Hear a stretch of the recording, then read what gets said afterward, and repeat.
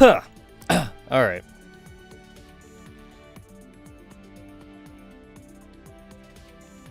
Okay, there we go.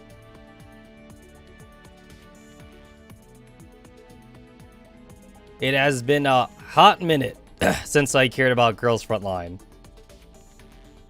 But hey! Poincare Recurrence. Cool. And then, new Digiminds. Also cool.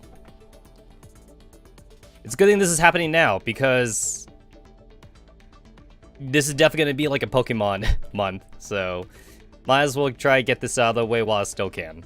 At least that's the idea.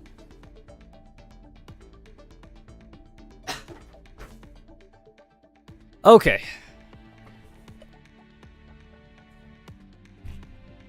Man, I remember when I used to get excited about, like, general rate up and stuff like that. I stopped caring about that crap a long time ago, since I essentially completed the Girls Frontline Index. I say essentially completed, because it would technically be completed if I had more time in the last event to get all the, like, the special girls. But, whatever. Whatever. Anyway... Based on the title screen, looks like the Griffin dude seems pretty important. So that seems hot. That seems pretty hot. The Griffin dude. I do like the mirror image of like Griffin and Kyogre. Kyogre being like more idealistic, and Griffin being a lot more colder. So I kind of like that. Anyway, we finally got the Makarov Digimon. I was actually more excited for that one than like the other girls. I'm literally over on my memory fragments. Old man Frontline. But there can't be men. There can't be men in my Girls Frontline game though. There can't be men. It's Girls Frontline. It's Girls Frontline. That's obviously that's why I won't play that's why I won't play Neural Digimon or whatever, because there's dudes in it. Not my waifus. Yeah, I'm gonna go that toxic. I'll be one of those otakus. How dare they be dudes? There's a penis in my girls game. There's a fucking penis in my girls game. Actually, though, to be fair, though, some of the dudes in the Neural Fragment game, they actually look pretty chill. They look pretty cool, actually. Some of them are definitely husbando material. I think they're pretty cool. If the gameplay was different, I might give it a shot, but I hate the gameplay. Anyway, Makarov.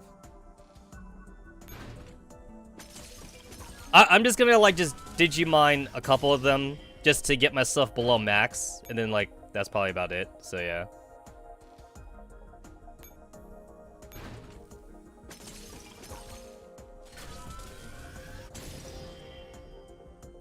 Alright, got you, got you.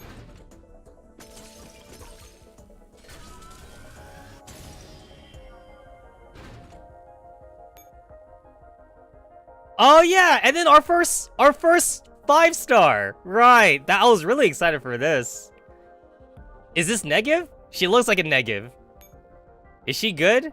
She must be good. This is negative, right? This is the best negative in the game. Now we have to do her, obviously. Obviously we gotta do MG5. We gotta do MG5 for the bonus points. Alright.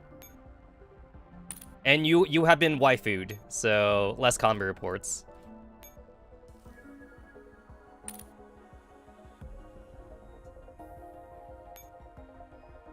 Oh no, I gotta use the fucking cores. No, no. The fucking fire thingies. Alright, go ahead, just do that. One more time.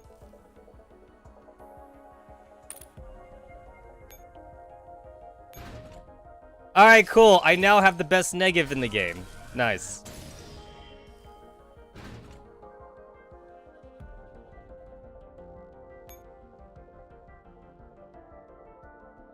And, I guess I want R&B.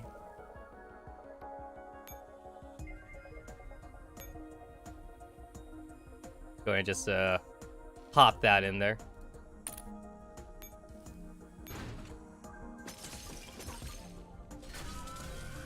I must look like a weird commander in lore. Because think about, like, all the girls I send out to combat wearing, like, bikini outfits and, like, bridal clothing.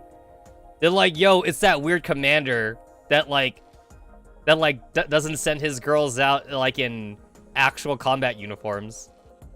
It's that one weird commander. It's like, hey, I survived Singularity. I deserve this. I deserve this. I survived Singularity. At least I'm not the furry Shikike. You know what? The furry... There'd be like a group, right? They'd be like a group of furry Shikikons. They would have like their own like Griff-chan, right?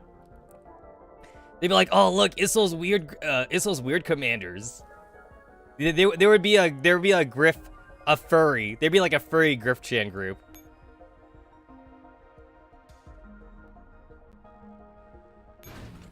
Honestly though, again, furries got money. They got money, so they can spend money to get like furry versions of all the T-dolls. They can do that. Oh, but then what about the commander that has like lolly T-dolls? What about him? Would he be like a step up from like furry? It's like at least the lolly commander isn't as terrible as the furry commander. The lolly commander is a little bit more respect. A little more respect for the furry commander.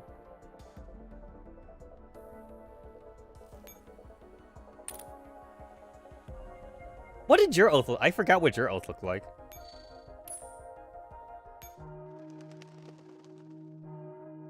It's like, it would be weird to be the normal commander. Every commander's gotta have a chink, right? Every commander's weird.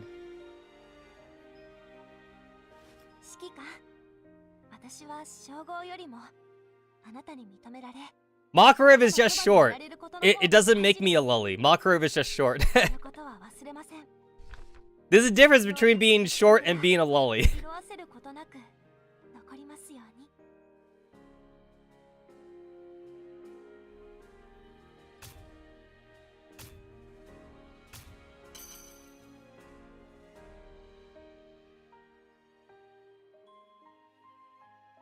I wonder what Kyogre...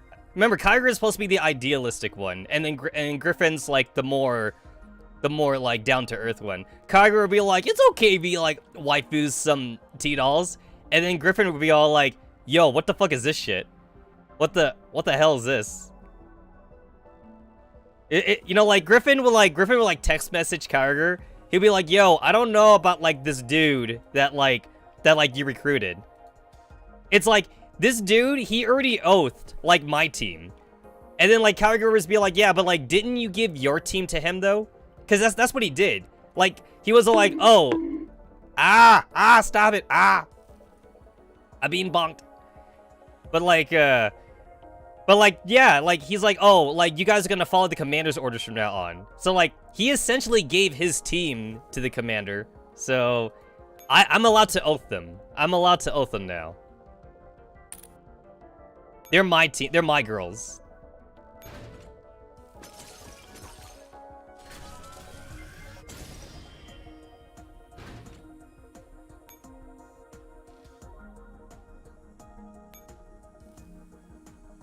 Oh no, I've gone below 40K.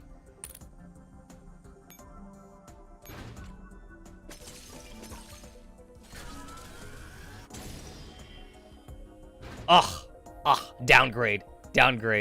Let's fix that. Downgrade. Such a downgrade. Oh yeah, I'll put her back in her high school uniform, right?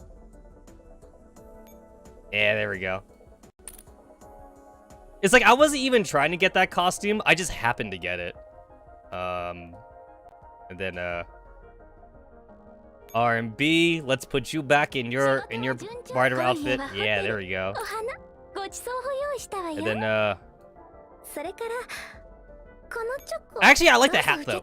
Wait, she kind of reminds me of, She kind of reminds, yeah, actually she reminds me of Hibiki from Konko. She kind of does. She got like, she's short, she got the same like white hair, and she gets like a hat when she gets upgraded. Yeah, she kind of reminds me of Hibiki from Konko. You were ship girl? She's a ship girl now. There we go.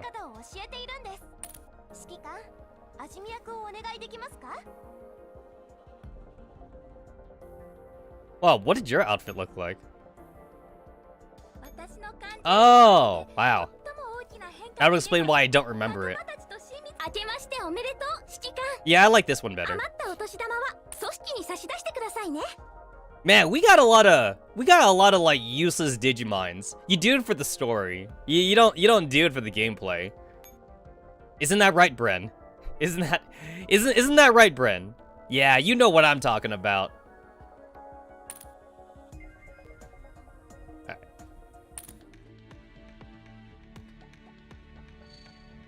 Unlock skill 2 50 times. Damn, it's been that many? Wow. It's been that many. Hey, thanks for the 40 tokens.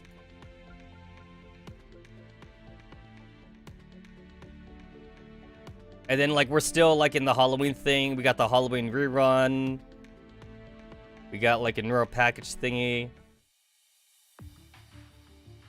I still got time to get the Halloween intruder, if that should ever come up. At least I got Destroyer, because I didn't have Destroyer on my main account. So I was happy to get Destroyer in like the freebie week. Which means I don't have to try and get Destroyer on the other one right now. Because I was going to do that. I was going to spend like tickets or spend like extra impulses to get Destroyer. But now I don't have to. I don't have to anymore.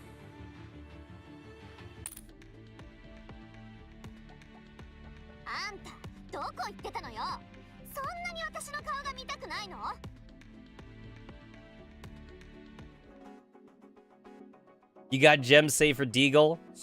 Because we need more Type 88 costumes.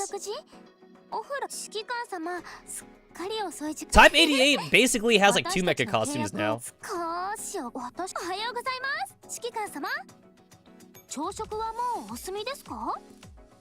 I got 3 more days left until my monthly gem card's about to expire. I can wait.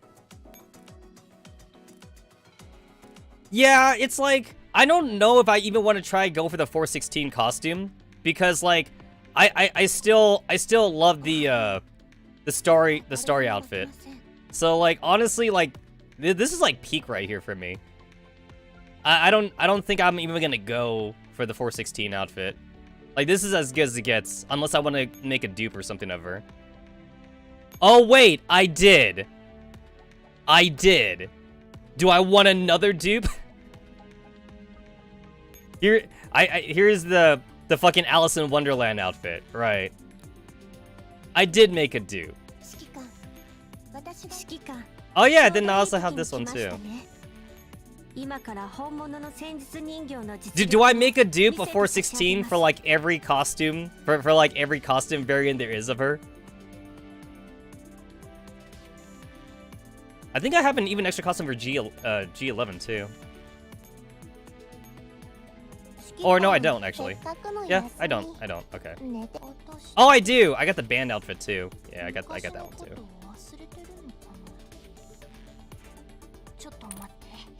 That means I need to make another G11 dupe.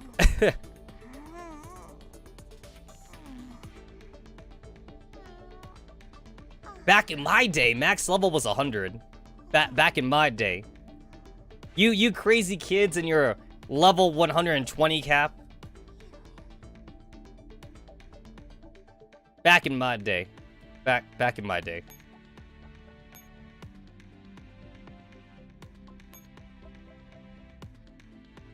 Yeah, you're not worth an oath. No oath ring for you. No oath ring for you. Oh, did I give those girls like any emoji thing? She's got hearts. All right, she's got hearts. She's got hearts. MG4 also has hearts. She's got hearts too. What about RMB? Did I give RMB a thing? RMB's got hearts. They got emojis. Alright, cool. Oh yeah, they're not at max affection anymore.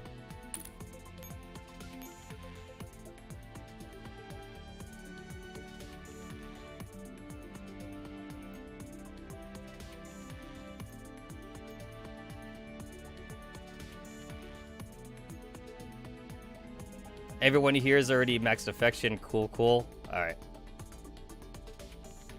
I need to put you girls in a dorm so you could max out those hearts. I don't know how to feed you cake. I'm so cheap that I don't want to give you girls cake, even though you probably deserve it. Except for you. You just sit in the base all day. You're like... MG4 would be like... It would be like in those like webcomics where like she's the adjuvant that never gets sent to battle or something. That's what MG4's role is in my base. She's the first 5-star, so she'd be the first adjuvant, but then like I would never send her out though. And then she'd have like low self-esteem. She'd have like low self-esteem issues. She'd be all like, the commander doesn't send me to battle. And then like there'd be like a whole character arc where it's like, oh, I don't send you to battle because I care about you. But then like, you know, I still send the other girls to battle though.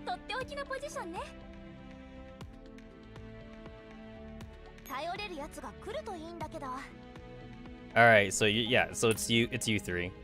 Alright, you three are gonna get a 200 affection. She's basically head of base security? Yeah, kind of.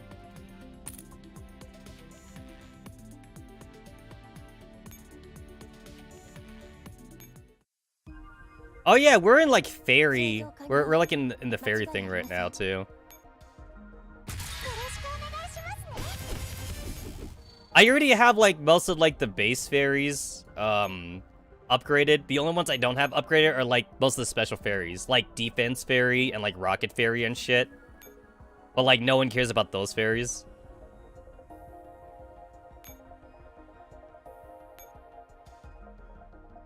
Oh no, I'm below like the max cap.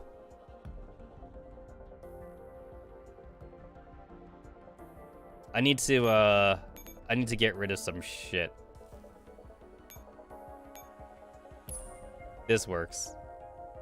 This is just to get rid of some shit. All right.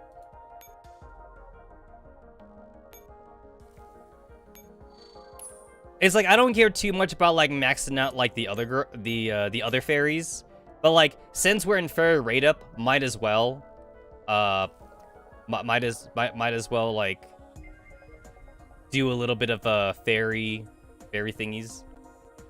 Hold on, I gotta look up the I gotta look up the thingy. Let's see, what's the recipe I'm going for? I already got my parachute fairy to 5 stars, so I don't need any more of that. Alright, 500. Alright, hold on. That's 500. 2,000, 2,000. Alright, 2,000, 2,000, and 1,000. Alright, there we go. Hey, that's a fairy. Good enough for me. Imagine being Bren and she could condescend to get your ass beaten because you're a shit MG, and also your team is composed of weak asses.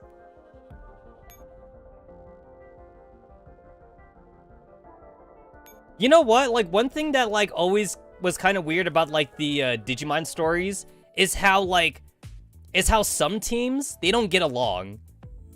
It's like some of the teams, like, they literally, like, almost hate each other or something like that. It's like, huh. Maybe you girls should, like, make a new team or something. I mean, obviously, there'd be some balance issues to work out. Like, you probably don't want a team of 7 handguns or something, you know, like, for one team. But, like, at the same time, though, you got girls not getting along with each other, being stuck on the same team. And sometimes it seems like in the Digimind stories, some of these girls, they almost go out of their way to, like, fuck the other one. And not the good kind of fucking. It'll be all like, yo, where's my backup? And it'll be all like, oh, I didn't know you needed my help. You know, like, as the girl is trying to gun down, like, a manticore by herself or some shit like that, you know? It's like, I was calling for backup for, like, 5 minutes. And it's like, oh, I didn't hear you. I didn't hear you call for backup.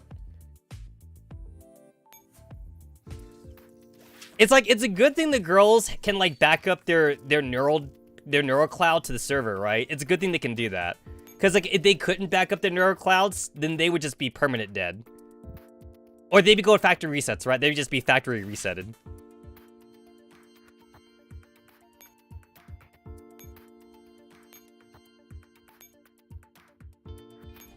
I gotta make sure that I did my daily shit. Oh shit, I forgot to do some of these. Alright, hold on. I did forget to do some of these. After that, Shikige dismantled all the dolls in that team.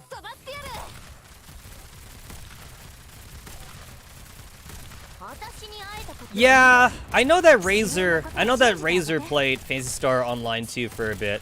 Yeah, it's like I gave it a look-see. It's too futuristic for my tastes. I like fantasy. I like more fantasy-orientated MMOs. It's a little bit too futuristic. I like magic. I like magic and like dragons and summons and things like that. Too much tech. Too much tech. How dare they have indoor plumbing?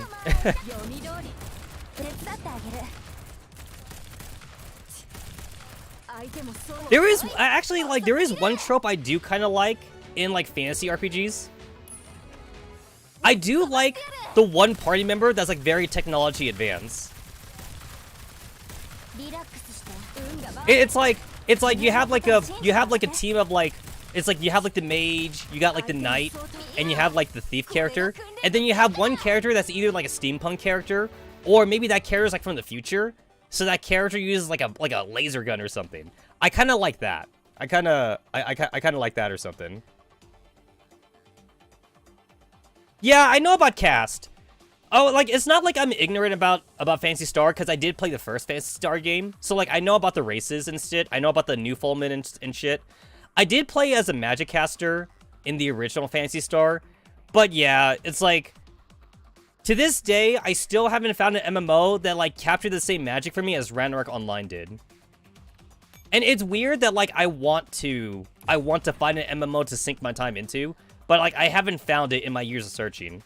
And it's like, honestly, I would go back to Ragnarok Online in a heartbeat, you know, if, like, the population was there for it. But it's not.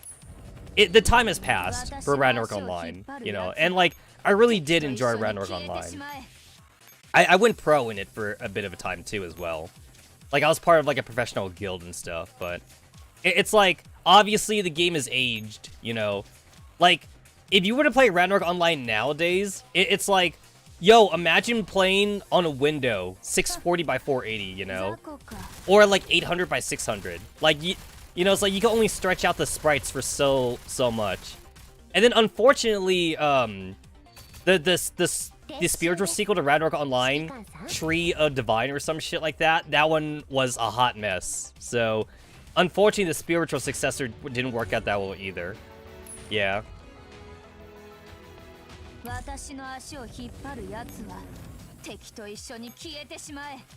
It's like when it comes to like mobile games, I guess I'm okay with it. But then when it comes to MMOs, something that like I'm gonna sink my time a lot into, the world building needs to be there for me. It can't be just character centric. It's like, yeah, the characters can be cool, right? They could be cool. The characters, the storyline stuff, that could be pretty decent. But the world is what matters to me. And, like, that's, like, one of my biggest ones, like, space worlds. Space is empty. I mean, obviously, right? Obviously, space is empty. That kind of makes sense. But, like, you know, it's like, I like looking at, like, trees and foliage and, like, caves and something like that. Nothing like referring to your modern man as lead poisoning. Yo, lead tastes good, though. That's why I always sprinkle some lead in my water. Because it's sweet. I always start my day off drinking a nice cup of lead water, and I put on my lead makeup. Yo, lead was in everything back in the day. And then like lead, like if you use like the lead makeup, like it ate away your skin. So then like you needed more makeup to like hide the fucking deformities on your skin and shit. Yeah, it was kind of like a catch-22 thing.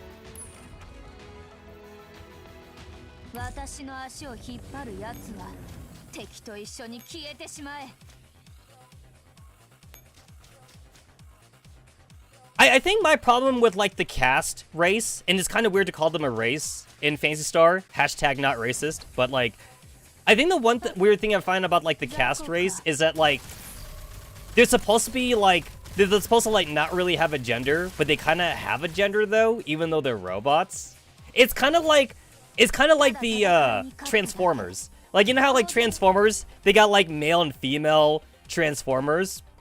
There's male and female, like, Cybertronians or whatever. But they're robots, though. So, like, it's kind of, to me, like, I just find that kind of weird to wrap my head around. It's like, obviously, like, a human writer is making them, so the female Transformers have, you know, like, slender hips, chassis, and, like, a chest module or something. And I'm all like, I don't know.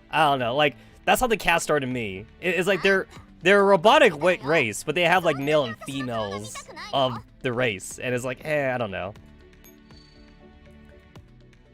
But Transformers don't have gender. But that's the weird thing, though. There's clearly male and female, like, this, okay, so, like, okay, here's the funny thing. I forget which one it was. It was, like, one of the 3D Transformer ones. But, like, Hot Rod? No, not Hot Rod. It was a fucking motorcycle chick. And it's like, she tells the human characters that, like, she even tells them, she's like, oh, like, Transformers don't really have gender. But then, like, obviously the design is, like, female inspired, though. And, like, the other Transformers even treat her like a chick, you know? And, like, it's not just her. Like, other female Transformers, they get treated like women, even though they always say that there's not really a gender. Like, they always tell the human characters, we don't have genders. But then, like, they go back to having the female Transformers in the fucking Cybertronian kitchen, or whatever shit like that. And then the female Cybertronians, they also, like, are nurses a lot of the time. They're like, or engineers? Mechanics or whatever? They're like mechanics or whatever like that, right? It's like, it's weird, especially, again, like, with the robot chassis and stuff like that. They have a larger chest chassis than, like, the obviously male Cybertronians or whatever. And then things get really iffy when you get to Beast Wars, because now they do have gender, and Beast Wars is canon. Now they do have gender, and now Transformers are falling in love with each other, and, like, now they can make Cybertronian babies? Or I guess that was kind of always a thing? I forget what the main storyline was for the Allspark or whatever. Like, how, like, new Cybertronians are born or something. But now, like, there seem to be, like, a clear definition of male to female Cybertronians. And, like, they fall in love. And I don't know how the sex works with that. But, like, they definitely got boobies. They got boobies, and they have, like, badges or something like that. This time I was trying to record directly. Oh, that makes sense. Yeah, that makes sense. But yeah, like, oh shit, I remember there's, like, this one really weird scene too with Black Arachnia. Oh yeah, no, they do fall in love. Yes, they 100%. So there was okay, so, like, Black Arachnia and the Griffin Wolf dude, they fell in love with each other. And then, like, in the second season, the Griffin dude became a bad guy, but then Black Arachnia became a good girl or whatever. And then they try to, like, rekindle their love and shit. And, like, in the end, they kind of do, because he kind of gets his memories back. And then, like, they have babies? or they adopt? I think it's adoption. I'm pretty sure it's got to be, like, adoption or something. But, like, there's babies. But, like, the babies, like, clearly have, like, attributes from the parents, though. It's weird, because, like, by the end, and again, this is supposedly canon, it's like they find a way to, like, incorporate organics into themselves, because they can eat, like, apples and shit. Like, it's not just oil. They can still drink oil and whatever, but they can, like, eat stuff now. Oh yeah, the minicons, right? The minicons are a sub-race. Yeah. Yeah, I remember the minicon. I like, that's Transformers Armada. I think you're talking about Transformers Armada. I actually like that one. That one was kind of cool, actually. I like that one. I like most of the 2D animated Transformers. The 3D ones get kind of weird sometimes. Do you know that there's a 3D series one? It goes kind of janky, but there was a human girl. It was like a black girl. Not that the race has anything to do with it, but that just to give you the imagination. She could turn into a Transformer. Did you guys know that that was a thing? It was like a weird like Sentai Ranger, like Kamen Rider, like kind of thing or something. Like she had like the Allspark in her or something, which gave her like the ability to like transform into a Transformer, or like gave her like Transformer like abilities. And like the whole series is basically about like Megatron trying to capture her because how special she is, because she's like merging like Cybertronian technology with like human DNA or something. And Megatron was like super racist. Megatron was like, no, we can't let her do that, because like you can't combine humans with Transformers because humans are inferior race. But you know, Optimus Prime is like really idealistic, so Optimus Prime is like, no, it's the evolution of Cybertronians. We must be like the humans or whatever like that. Oh yeah, did you know that there's also canonically too in Cybertron history, you know that there was also a time too when Cybertronians didn't know how to transform? Like, they had to learn how to transform. Like, the very first Cybertronians that, like, transformed, they had to, like, concentrate, like, really hard. It was almost like meditation or something. And then they transformed, and then they had to teach other Cybertronians how to transform. And then eventually, like, the history got lost, and then, like, Cybertronians kind of just thought they could always transform, but they, for some reason, they lost the history. I'm pretty sure it was because of the Decepticon war or some shit. Like the Decepticon versus like, you know, the whatever things, and like, you know, like they because I remember Megatron used to be a good guy. Yeah, like he used to be a good guy, and then he's all like, you know, like Cybertron should be under my rule, and then Optimus Prime was all like, no, Megatron, you're not supposed to join the darkness, and then he, whatever, yeah. And then Unicron shows up, and then everything gets fucked by Unicron. Unicron is kind of like Galactus in like like DC, no, not Marvel, in like Marvelverse. Unicron, like, what, isn't he like a planet eater or something? He just kind of like just eats planets. That's what Galactus does in Marvelverse. He just eats planets or whatever.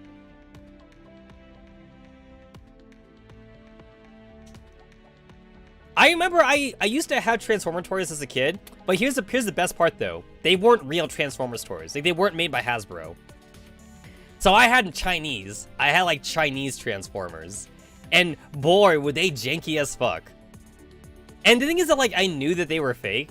I totally knew they were fake, but like some of them were kind of hardcore or something. Like, imagine Megatron, but like what if you combine Megatron with like Optimus Prime? Like, one of my knockoff Chinese toys was basically that. So, like, I remember, like, okay, so Optimus Prime is, like, a truck, right? And then, like, Megatron's, like, a gun or something. So, like, the one that I had, it was, like, a weird Megatron-Optimus Prime fusion. And, like, it turns into a gun, but, like, it was a gun with wheels. You know, because, like, Optimus Prime is a truck or something. It was basically a gun with wheels. But, yeah. Hold up, I'm getting a little bit hot. I need to turn on my ceiling fan.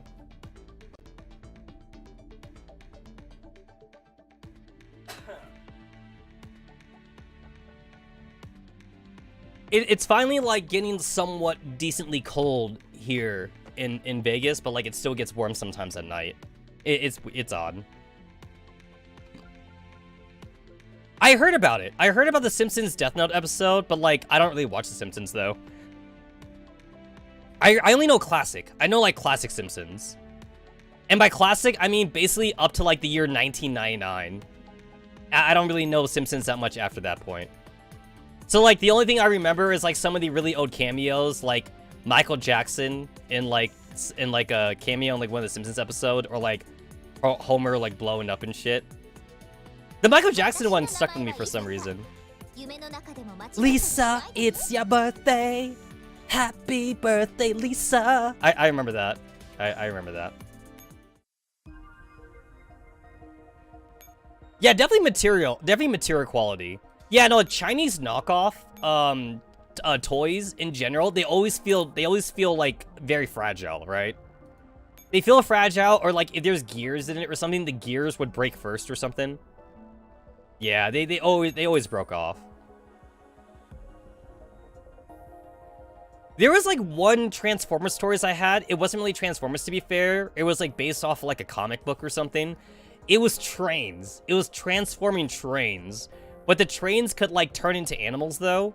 It's actually legit based off a comic book though, I think. And like there was like a green train that turned into like a tiger. And like I know it sounds really stupid. And there was like a red train that turned into like a phoenix. And then like there was like a yellow train, I think, that turned into like a cat or some shit like that. Yeah, it was like really weird. And then the trains could combine with each other. It was one of those kind of like combining mecha things. The trains could combine into each other, and then like if they sort of form like a super mega train like thing. Yeah. This one. All right. Tom is the Tank Engine Transformers Edition. I know, right? Actually, the toy was really good though. Like, I wish I still had the toy. I don't have it no more, of course, but like I kind of wish I still had the toy.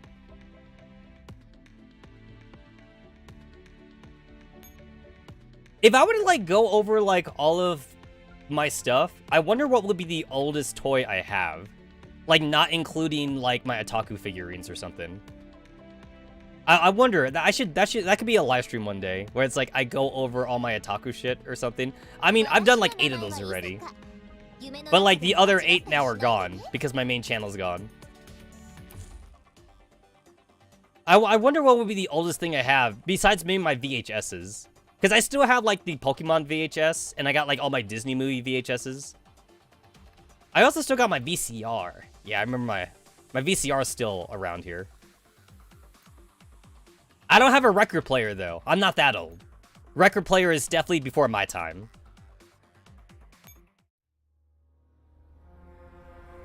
Or like the Betamax, right? You guys remember the Betamax? You know, I don't know what it is, but I like gears. I like hearing like the TikToks, like the TikTok and the clankety clanks of gears. I like that. I feel like in a previous life, I could have been like a watch or like a clock. Or like a clock mechanic or something. You guys know that was like a very lucrative job too. Like clocks and watches were like very complicated back then. That was actually a really well-paying job to like work on those kind of things. I actually have watched YouTube videos of like people like working on like old-fashioned watches and stuff. They're very interesting. There's like so many gears and so many like spindles in like those old watches. If I had, like, money to burn, I would totally buy, like, an 1850 watch or something. Like, a really old, like, early 1900s watch. I think there was, like, this one watch I saw that, like, I really thought was really cool on eBay. It was, like, 1910. It was, like, a 1910s watch or something. It was, like, a 1910s, like, William Havier watch or some shit like that. It had, like, gears in it and all that shit. And, like, it was taken care of pretty well. And it had a spring. It was like a spring-loaded watch, obviously, and like no batteries in it. And all you had to do was wind it up and shit. It kept track of time really well too and stuff. Of course, yeah, auto manufacturing makes them cheaper nowadays, but to fix it is still really expensive unless you do it yourself somehow. And then like, of course, like imagine losing parts, right? Imagine if you like drop a gear and like you don't know where it is. It's like, oh crap, I dropped something. Like, you know how if you drop a screw, or if you're working on your computer, you know, like that always sucks. So yeah.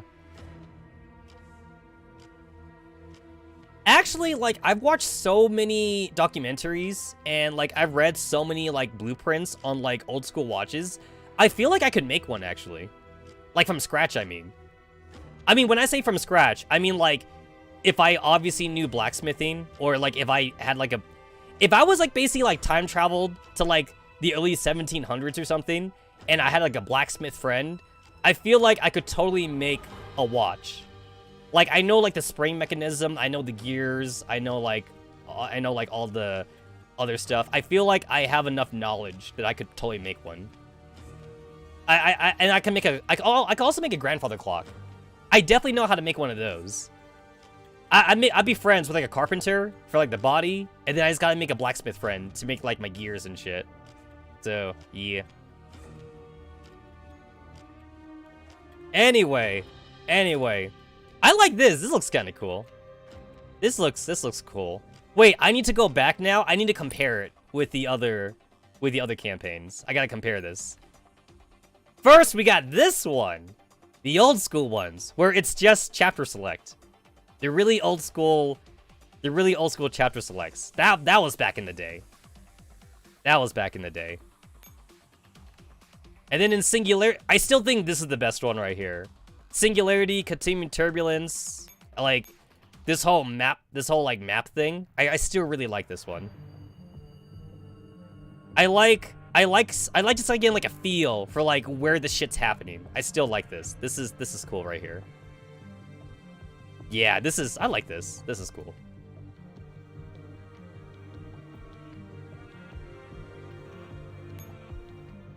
That's cool. And then we got the weird, like, timetable tree, which is probably my least favorite.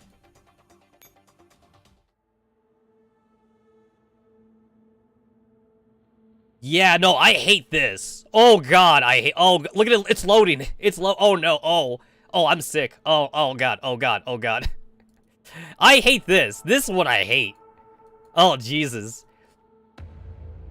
It's like, I get it, though. I get that it shows the timeline. So, like, I'm not faulting. I'm not faulting the design for that part. But I feel like there was, like, a better UI design they could have done for this. I definitely feel like there's a better way to do this.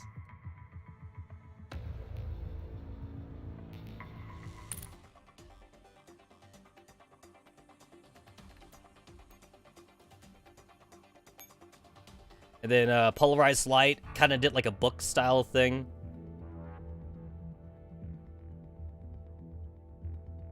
The book, I'm okay. I'm okay with the book style.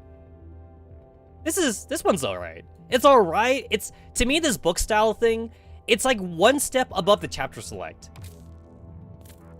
But then, like, it goes back to this, though. Like, it's still the timeline. It's still kind of like this janky timeline thing, which I'm still not a fan of. But I guess the book style, though, it keeps the timeline, like, not singular. You know what I'm saying? Like, the book style chapter thing, it makes so that way the timeline's not convoluted, like in the previous events. So, yeah, it's a step up. It's a slight step up.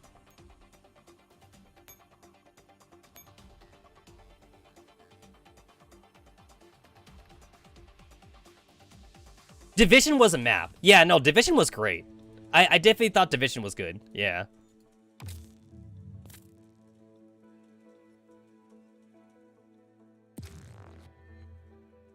Intel points. Intel points. Hey, remember when, like, we couldn't, like, beat an event all in one day or some shit? We had to wait, like, in real time? That sucked. I hated that. Like, you couldn't, like, you legitimately, like, could not speedrun an event, like, on day one.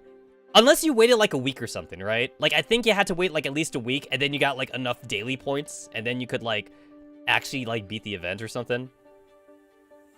Yeah, I don't wanna go back to that.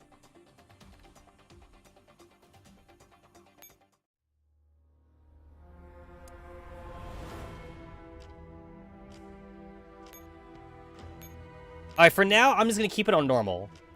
Actually, I'll put it on hard. For now, I'll put it on hard, and then, like, the moment that, like, I start feeling resistance, I'll go ahead and put it back on normal, I guess. Our supply boxes, as always. Yo, that is one ugly bulldog. Pugs are ugly, too. I'm sorry. I don't like pugs. Pugs are ugly as well. We can get 60 boxes a day. 60 boxes. I'm more of a cat. I'm more of a cat person.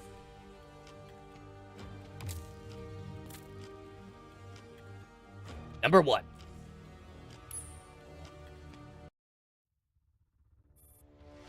I mean, that's not to say that I hate all dogs. I think some dogs are beautiful, like Labrador Retrievers or like Dobermans. Like, some of those dogs are pretty beautiful, but like other dogs, not so much. Especially, like, since I know that some dogs are basically also, like, bred with deformities, and that kind of, like, kills it for me as well. Like, the wiener dog or something, or whatever it's called, like, the dog with, like, the, like, really short, tiny legs. Yeah, like, that's definitely a deformity. And then pugs, right? The pugs with their flat faces. Like, canines are not meant to have flat faces. They're supposed to have a snout. By giving them, like, a flat face, they have, like, breathing problems and shit. Oh, yeah, and, like, you know, guys, you know, like, they also, like, breed snakes that way, too? It's weird. Like, yeah, pugs do need to be bred back to full health again. Yeah, they're weird. There's, like, a snake thing, too. So, like, people that buy pet snakes, they also breed the snakes with, like, weird deformities. There's a snake, for example, that's, like, it's coiled up all the time. Like, its bones. It's so weird that they do it with snakes, too. But there's this one snake breed for pets, and, like, the snake is always coiled up. This snake cannot be straight. Like, it literally cannot straighten its back or something. And, like, the snake also has, like, heart problems. So, like, when you buy the snake, it's only gonna live for, like, 4 years or some shit. And then, like, it just dies because of its heart problems. Yeah. Am I looking to play Hogwarts Legacy? Nah, not my thing. Not my thing. I know about it. But yeah, definitely not. Definitely not for me. The mysterious Earl Griffin has issued a commander a new mission. Oh. Guys! Moradal! Damn you, Moradal!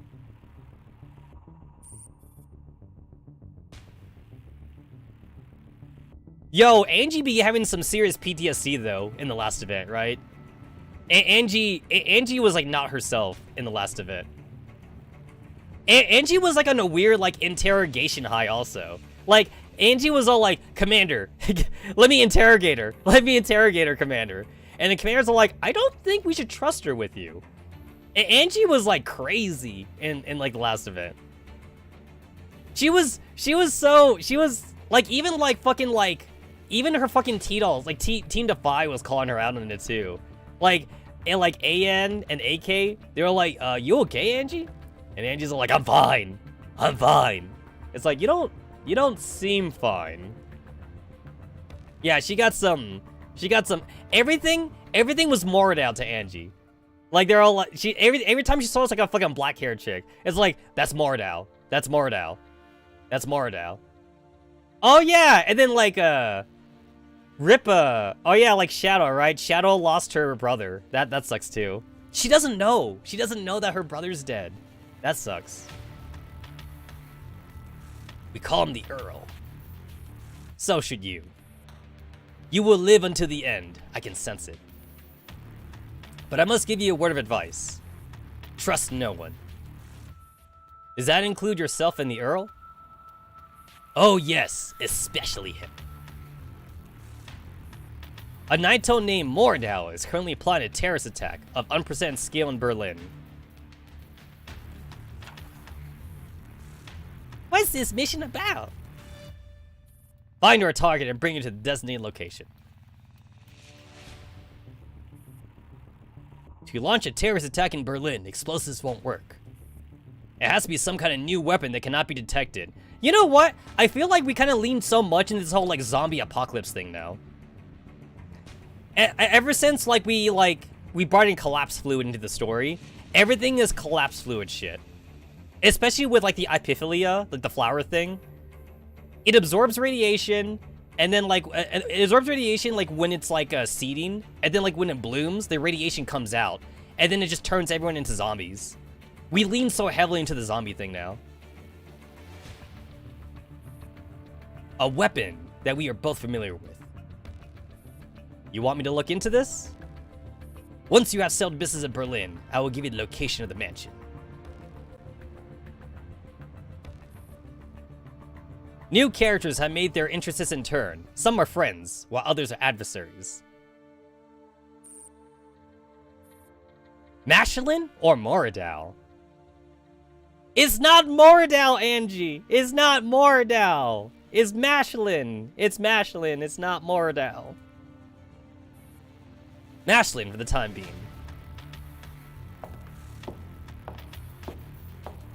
So this is a recap. We're in recap mode right now. My nurses don't tend to enter the opera. You know what? You know what? Like, honestly, like... It's like we knew this was a trap. The whole, like, let me fix your arm thing. It's like we knew this was a trap.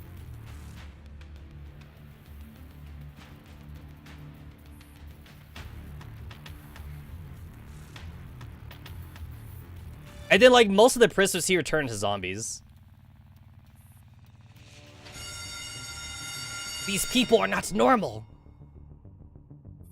Hey, remember how, like, I technically didn't finish it? I had to go to a fucking cutscene website so we could actually see the end of the event. We had to go to a fan-made website so I can read the rest of it. I didn't have the time. Oh yeah, and then now Ian's server got the whole like sussy RPK thing.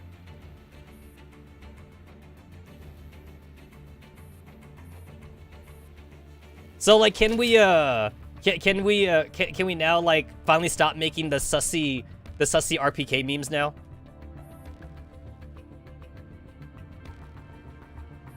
RPK is sus. RPK is sus.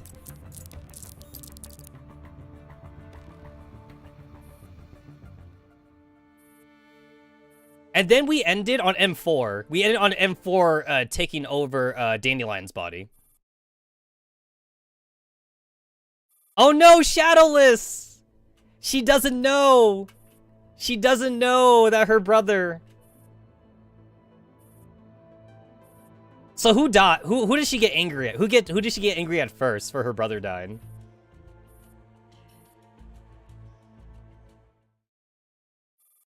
F for light, yeah.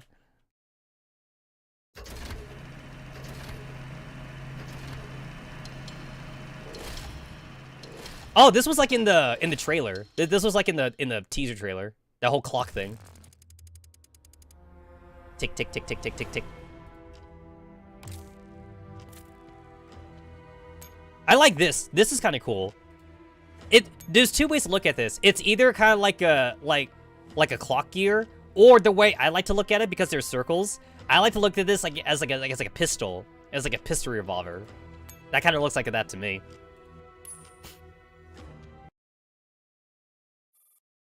Two weeks ago.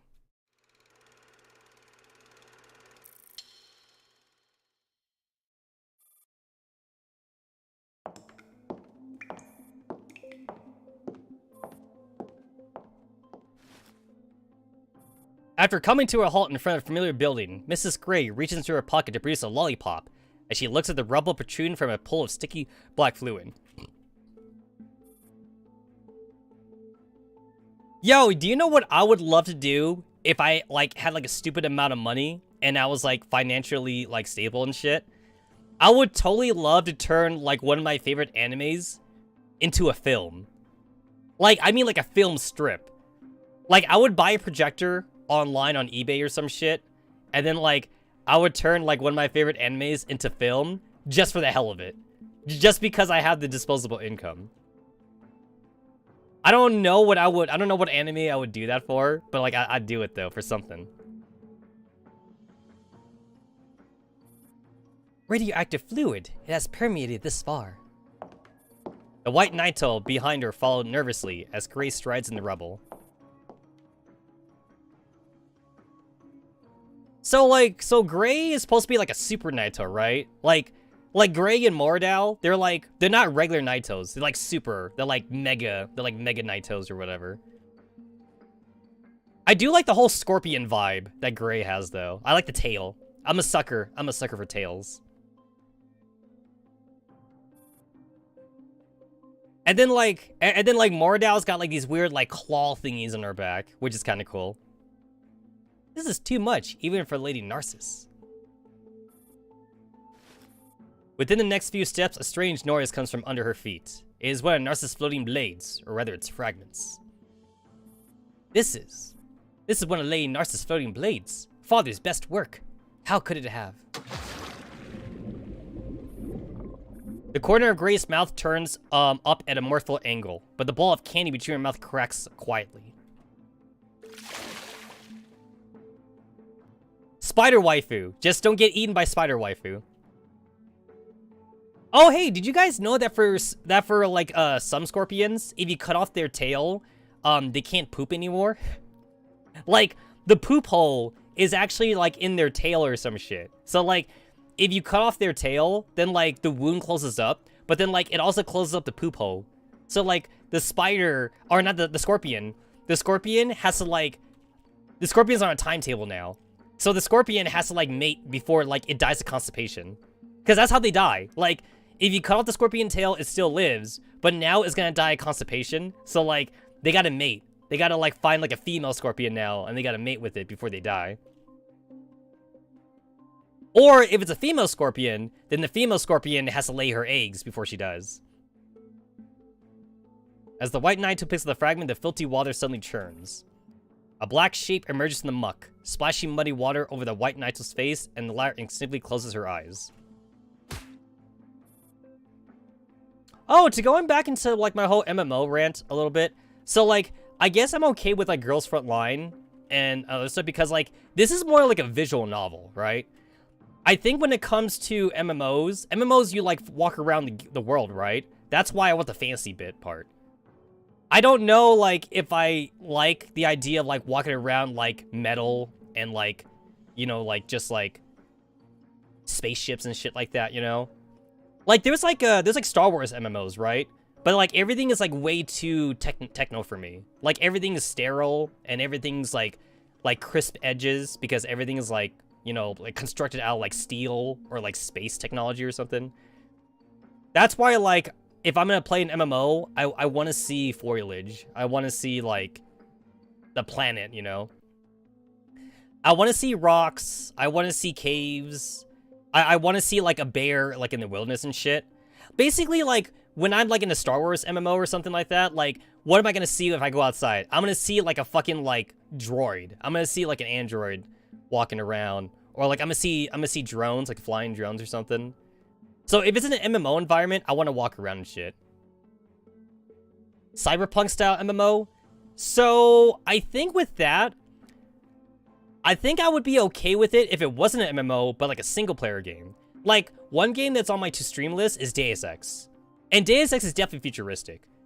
So like, I'm okay with that because I guess it's like a single player storyline kind of game.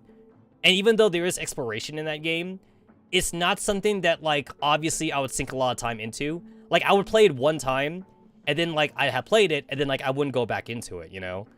But if we're talking about like an MMO, yeah, I'm just not sure if I could do a Cyberpunk MMO either. But I could do like a Cyberpunk single player game. Like I'm okay with that though.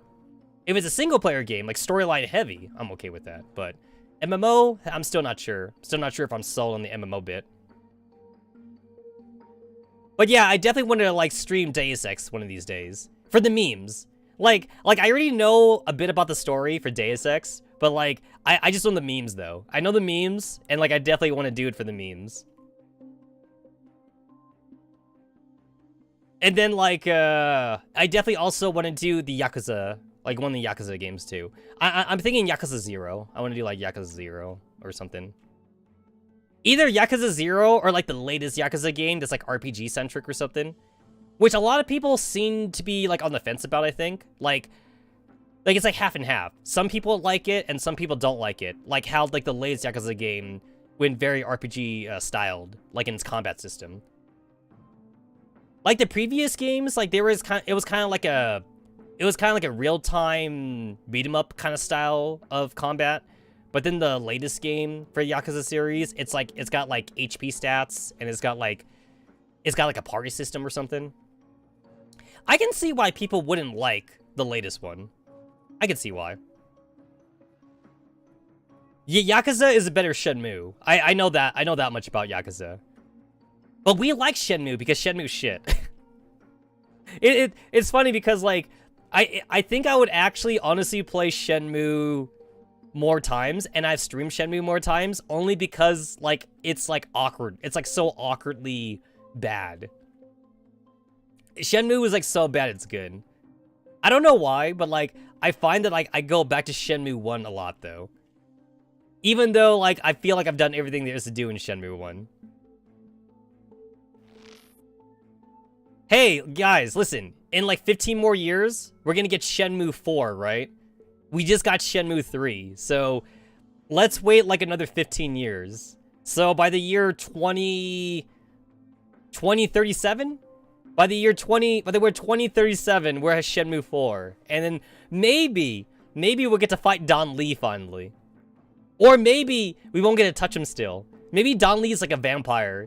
Maybe he's immortal or some shit. We're gonna wait 15 years only for us like not get revenge on our father's killer. Yo, I'm salty. I'm still salty over that shit. It's like, in Shenmue 3, we couldn't even touch him. We spent the entire game getting stronger. We still couldn't touch him. It's been 3 games. It's been 3 fucking games. We can't even touch Don Lee. He's still above us. He's still, like, immortal. Is there chi energy in Shenmue? Does Shenmue have, like, chi energy or something? Is that why Ryo's getting his ass kicked? Because he doesn't have chi energy or some shit? I feel like that must be a thing. Like, does Don Lee have, like, a Hadouken move? Does he have, like, Energy Blast or something? Because there's got to be a reason why we can't touch him still. Also, like, he's, like, significantly older than Ryo, too. Like, Don Lee is, like, what, like, 48 or something? Ryo is like at high school. He's like a high schooler kid. So Ryo's like 18 or 19 years old. Don Lee, though, he's like in his 40s, I think. And like, dude is still capping us. I don't know.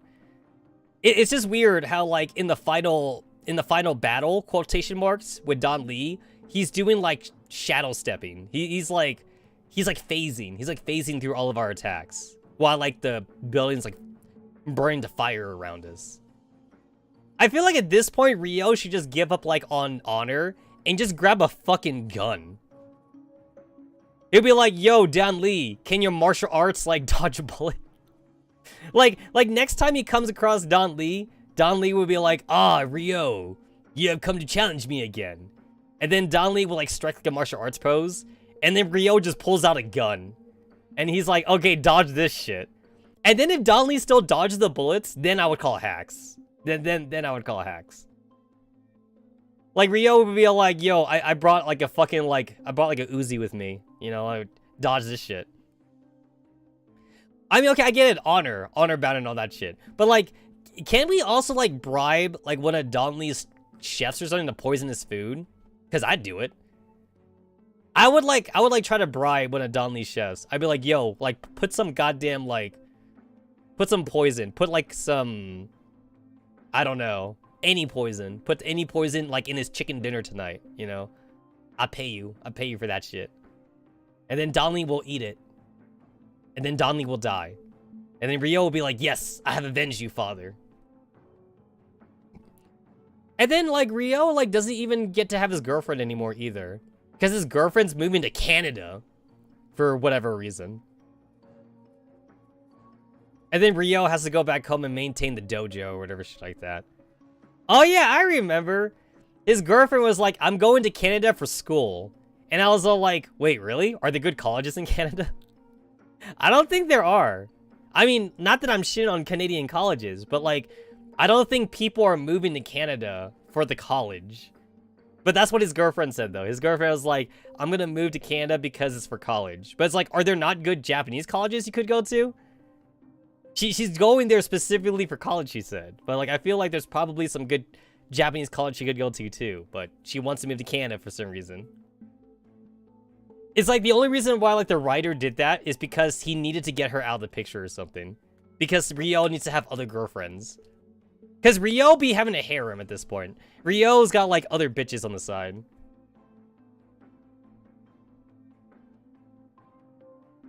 It's like, listen, Ryo would be telling his ghost dad, listen, ghost dad, I couldn't punch him, so I shot him instead. Or I poisoned his food, I poisoned his water, you know?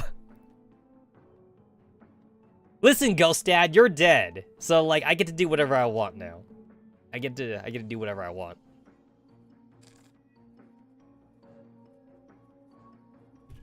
The one thing that's kind of weird about Shenmue, the way it's played, there's no reason to grind in Shenmue. That's the weird part. You don't grind in Shenmue because the next game, you're going to go back to level 1 anyway. And you're going to lose all your money. So what's the point in grinding? It's also kind of weird too, because in Shenmue 1, when you're in Japan, you can like buy shit for like your house and shit like that. But like, it doesn't matter because you go to China anyway. It's like the only way that like it would possibly matter would be like if you go back to Japan. You know? But then, to be fair, it's like, how are you gonna like bring your safe all over? I don't know how that's gonna work out. Shenmue is like on like 5 different systems now. Unless back then they intended for Shenmue to be on the Dreamcast fully.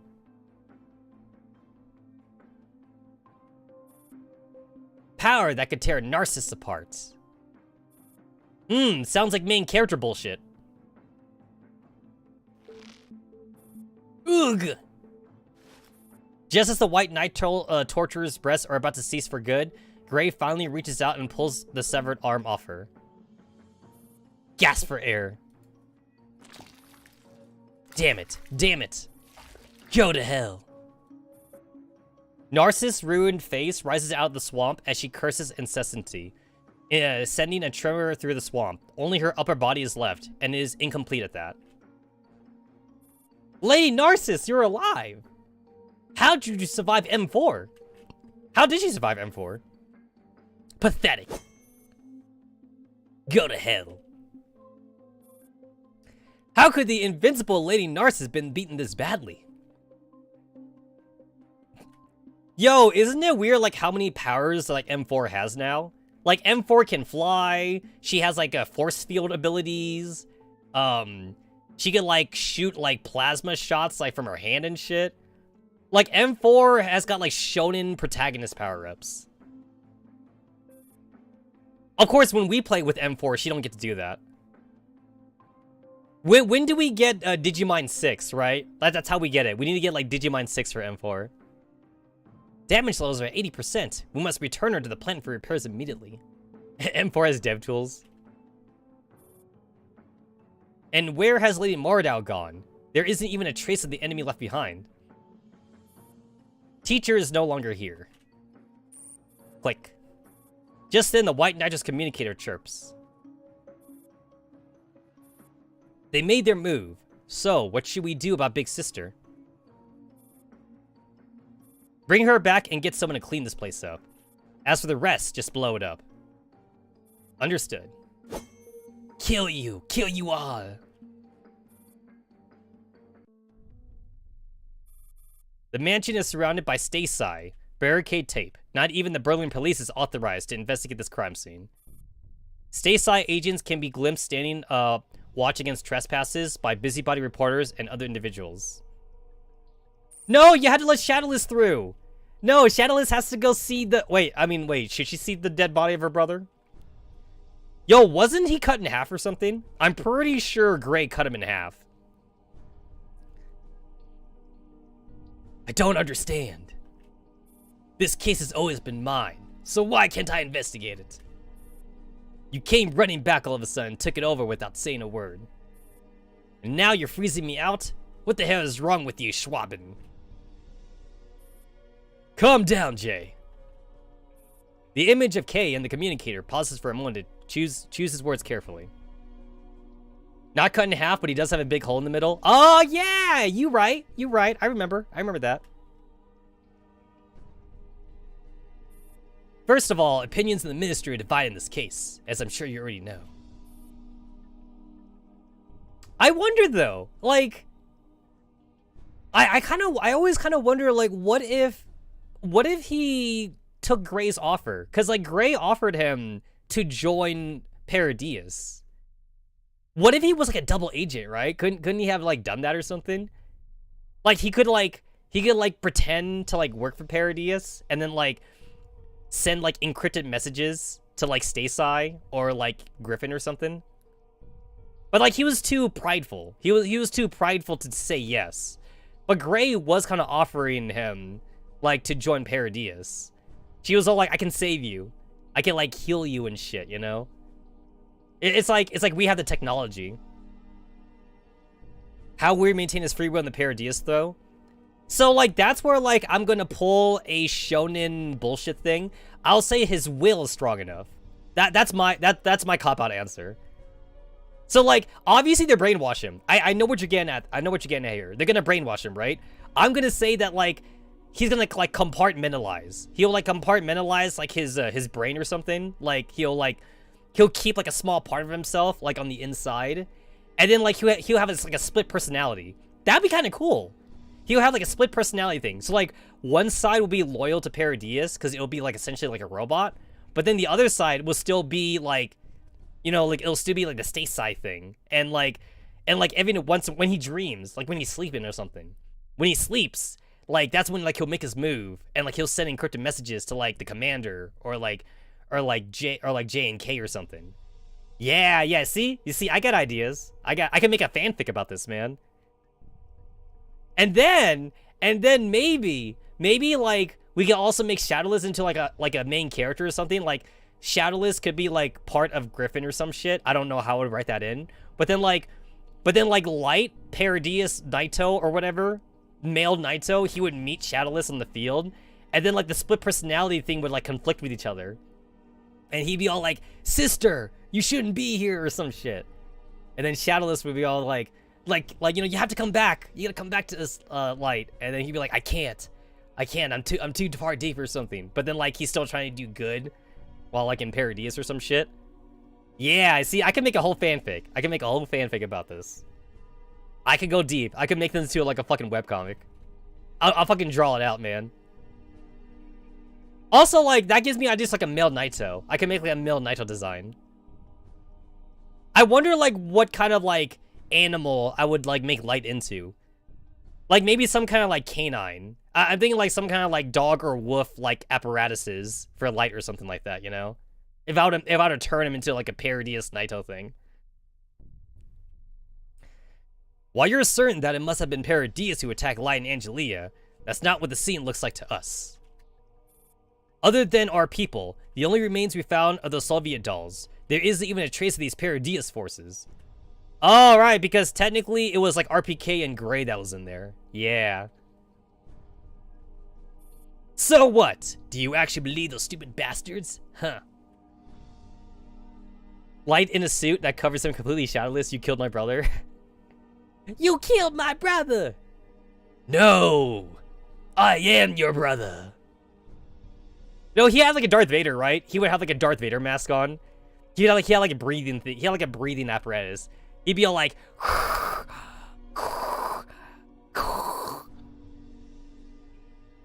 He would have like lung problems because obviously he has a hole ripped in him.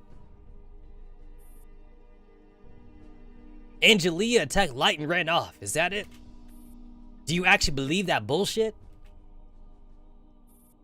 It doesn't matter what I believe. Kay finds himself unconsciously raising his voice to quell Jay's hysteria. So they don't know yet, but like, can't they like look at the core of like the Team Defy dolls though? They just said that the Team Defy dolls are in there, so they can just look at the cores, right? Unless it's like encrypted or something.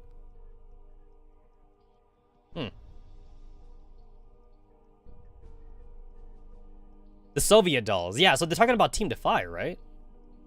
So like they could like look at the cores or something.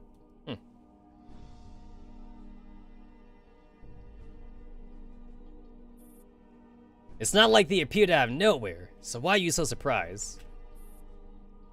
Also, nothing is conclusive right now. Nobody's got a clear-cut answer. We got a mod for her in 15, that's true.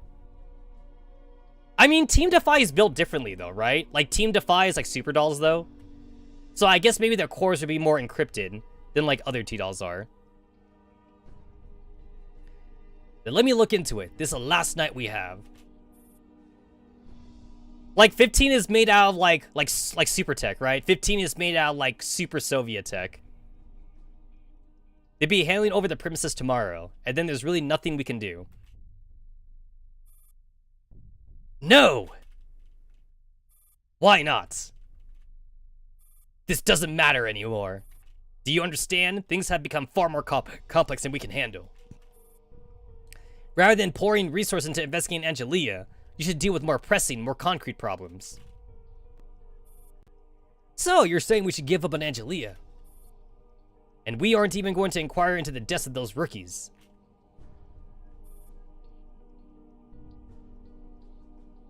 Yes, that is what our new director intends. Sah! Looks like the new boss is throwing his weight around to show he means business. Jay doesn't even bother hiding his derision. I only want the best for you. This is a sensitive period, so don't be foolish. Call ends. Jay squeezes his communicator and pounds the steering wheel. Don't be foolish. You're the fool here, Schwaben. How can you even swallow that shit? I'm going in today no matter what, and nobody's gonna get in my way.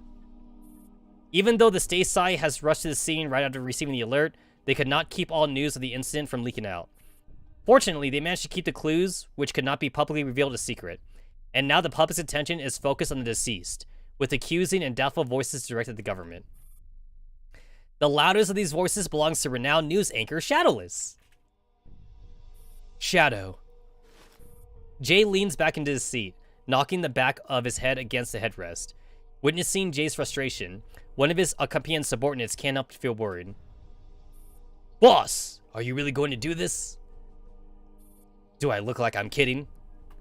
Well, no, but this isn't your style at all. A Stasai agent sneaking into a building that was sealed off by the Stasai is just too weird. And if they catch us, we won't be able to get off with just a simple self-reflection essay. You think I don't know that? Everything in there is going to be emptied out by tomorrow morning. They won't even leave a single hair for us to find. Then all you can do at that point is pray that you can meet God someday and get the answers out of him.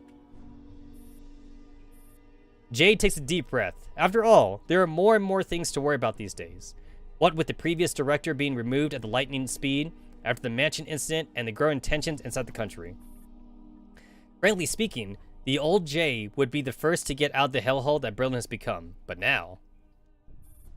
Can't we just request permission to view the relevant evidence when the time comes? Nobody knows how the Stasai operate better than I do. If they didn't let you in the beginning, they won't ever let you in afterwards. Look, I'm not going to make things difficult for you. Just leave the door open. I'll go in myself. Got it. Jay nods, then puts on a cap that covers his face before opening the door and stepping outside. The death of light cannot go unanswered.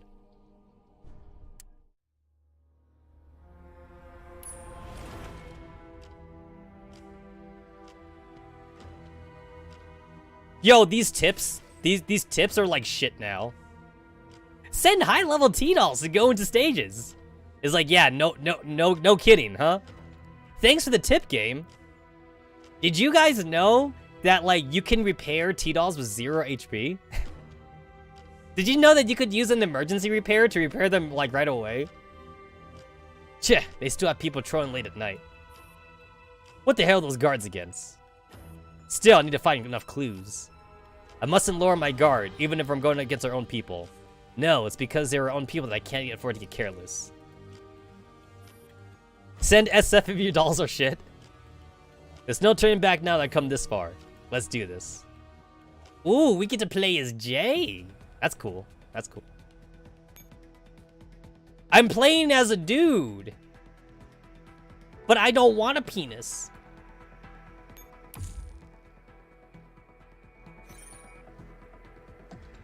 Players do not have to deploy echelons for this stage. Please clear the battle with the NPC. Well, that's new.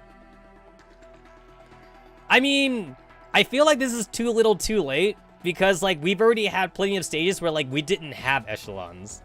But thanks, Kalina. Also, wait, shouldn't you be in the hospital? Kalina's still suffering, right? From, like, Elid. She's still got, like, Elid poisoning. This should not be Kalina. This should be, like, Seer and Deer or something. I don't know. Alright, what do we got? What do we got?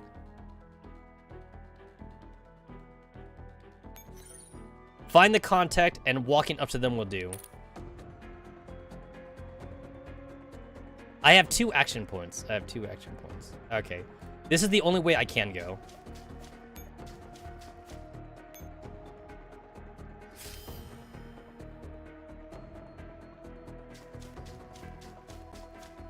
You guys remember Area S08? I remember Area S08.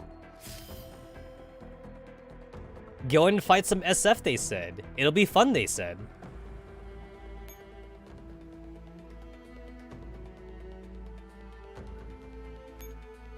I guess I want this helipad.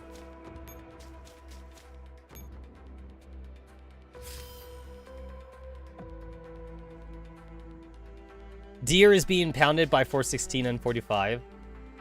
Is that with or without the Fudanari attachment?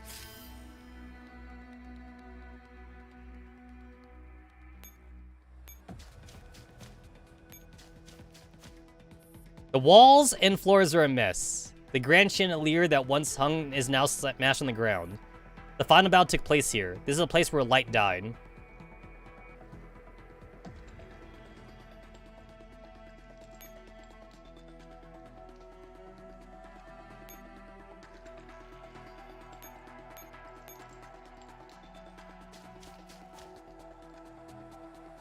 Ooh, there's my lead.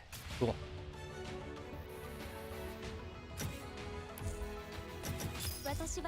Hey, wedding dress PKP.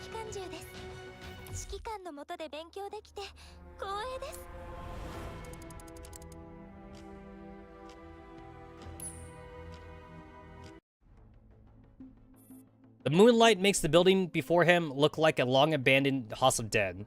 The police has been here, and so has Stateside. The reports they filed are very detailed, and Jay has read them many times over. This is where Angie's subordinates were found, but there were no traces of her. Just because of that, there were those who believed she had attacked Light and Company. How am I supposed to believe that? The fingerprints and the blood spot on the wall were an important piece of evidence in determining the identity of the deceased. This is it. This is the place where Light was first attacked. Jay looks up, illuminating the wall with a flashlight. The ghastly bloodstains revealed fully to his eyes. Yeah, that's I'm using like a Pokemon and Vocaloid Vocaloid mod for stream avatars. Because Shanghai is a Vulpix. Shanghai is a Vulpix. The spray pan looks as though someone had squeezed a full blood bag until it popped.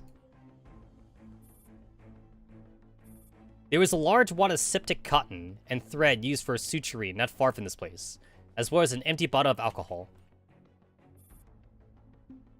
Jay directs his light to the floor off to the side. According to the crime scene report, they found something noteworthy on the ground here. Is this it? Somebody seems to have drawn something at this spot, but it has been scoured clean with a special solvent. After looking at the traces that remained, the police and the stateside agents concluded that it was a battle plan drawn in blood. These are traces of a plan that Light was discussing with someone. Well, what could have driven Light to go that far, despite the terrible state he was in? I just don't get it. Just as Jay is lost in thought, he suddenly notices a strange reflection coming from nearby. What's this? A wooden plank has fallen off into the wall into the ground, and amongst the debris is a gleam that sways in time with the movement of Jay's flashlight. It is a medicine bottle. This is... Jay hurriedly sweeps the debris away and pulls an unassuming medicine bottle out from the gap which it lies. The bottle is coated in a layer of dust. Jay rubs it clean with his sleeve, bringing what lies beneath into clear view. There are 2 logos on it, one big and one small. Jay recognizes one of them. It belongs to Galatia's corporation. Who's there? Tch. He's been spotted. As much as he would like to look further, he must leave ASAP. He slips the bottle into his waist pouch and leaps out a nearby window. It's an intruder! Get him! Intruder alert! Intruder alert! What a pain. Phew. After leaving the vicinity of the mansion, which is now swarming with activity, Jay immediately ducks into a nearby alley and sheds the disguise he was wearing. It seems to have fooled even the stateside colleagues. The people inside will probably realize he's gone before long. After that, he just needs to drive away and there will be no evidence that he was ever there. After returning to his vehicle, Jay pulls on the door handle, but it does not budge. Jay frowns and then taps on the window. Hey, open up! There's no response. Coming to a sudden realization, he circles around to the front and looks inside through the windshield. But there is nobody in the car. Damn it. Thunk! Power lights come on behind Jay, dousing him even though he has his back to them. With one hand shielding his eye, Jay turns around and his face blanches as he sees the forces arrayed against him. Schwaben, you son of a bitch. Kay offers no response to Jay's cursing. He simply looks to the person beside him with quiet resignation. Hey, this is the new chick that was in the trailer. Is he one of yours? The speaker is a beautiful woman. She has a charm that even Jay finds striking.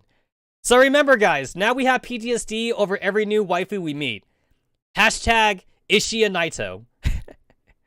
Every new waifu we meet is going to be hashtag Paradias, hashtag Naito. Now we have PTSD because of Moradao. Kay gives a wordless but deferential nod in response to her question. From the look on Kay's face, Jay immediately deduces her identity. Take him away. Berlin, Germany, inside a certain Paradias base. A white Naito nervously holds a report in her hands as she stands inside a clean room. 50% of Galatea's facilities within the city limits have been shut down, and the proceedings are still moving forward. Corporate is doing their best to negotiate with the government. Mrs. Gray simply cups her chin in her hand, not even bothering to look at the white Naito.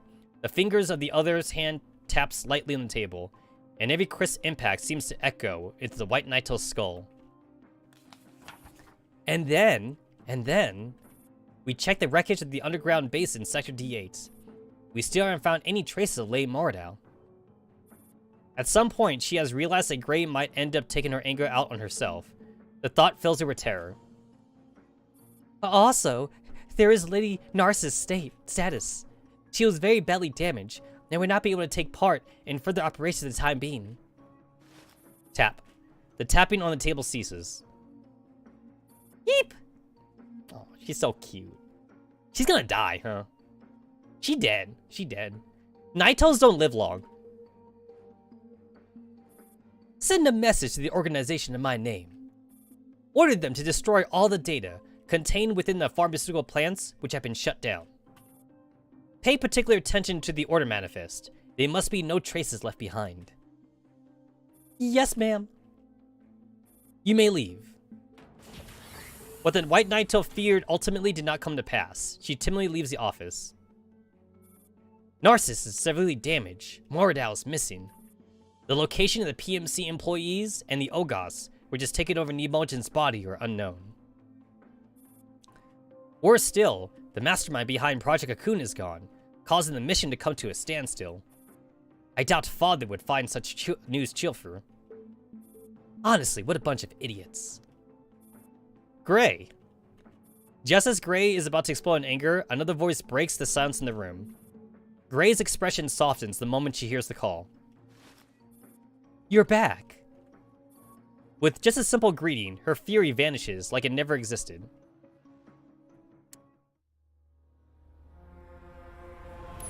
Cool, cool.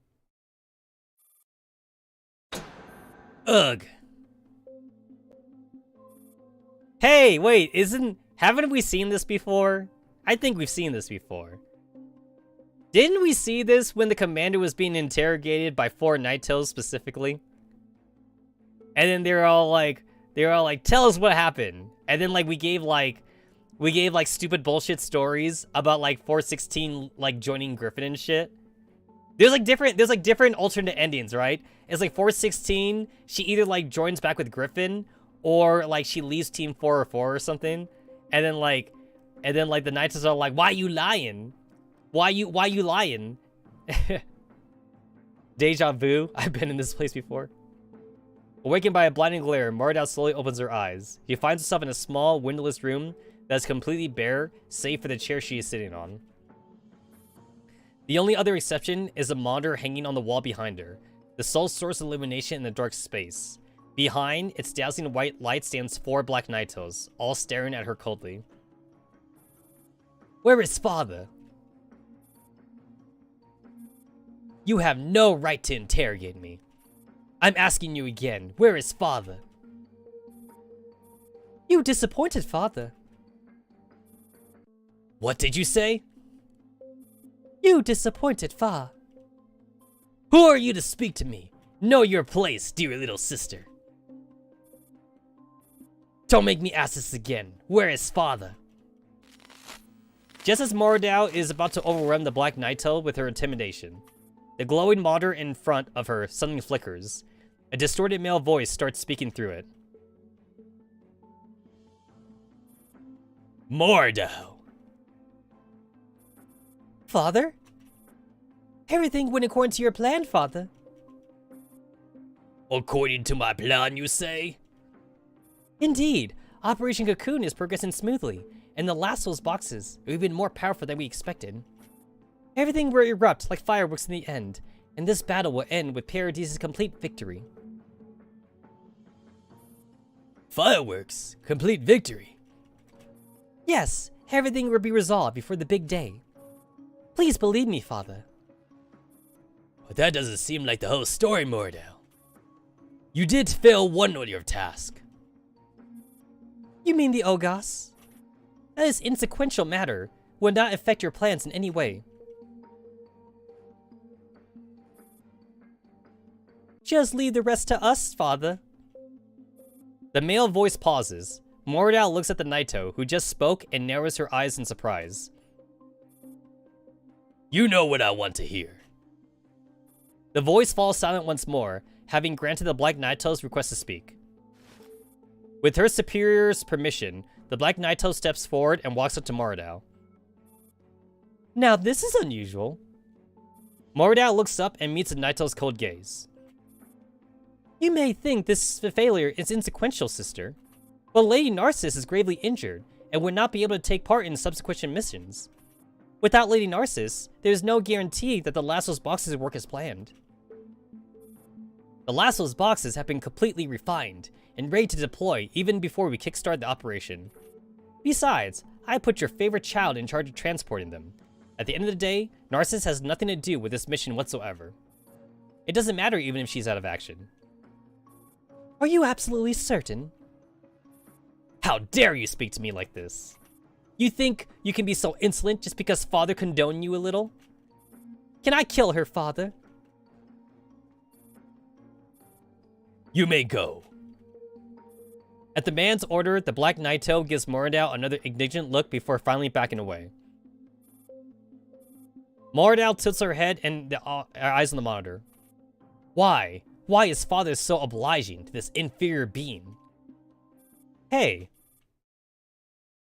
The moment the Naito turns in confusion, Moradao breaks out of her restraints and grabs the Naito by the throat, pinning her against the wall. What are you doing, Moradao? The voice grows agitated at her sudden move. I knew it. Moradao snickers. Even if I had actually offended father, he would never show so much concern for an inferior Naito. You are not father. Oh crap! In Moradao's wrath, the virtual interrogation room starts crumbling, revealing the true appearance of the Black Naito simulation. Gah! 45! I'm detecting an aura flow in the current. She's activating defensive measures. Damn it, cut her network connection. It's all your fault, G11. Just say 416 first. Cut the crap. Just shred our neurocloud so we don't do anything.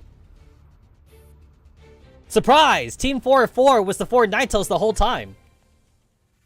You have like the lowly Naito, and then you have like the big sister Naito, and then you have like the tsundere Naito, and then you have like the kudere Naito. I think I got them all. Commander! Get out of there now! Seal off the signal flow. 45 now. So wait, does that mean the commander is father? How dare you break into my virtual cognition image? And how dare you impersonate father? You know, I'm pretty sure the commander probably has some T-dolls that have a daddy complex, right? He must have.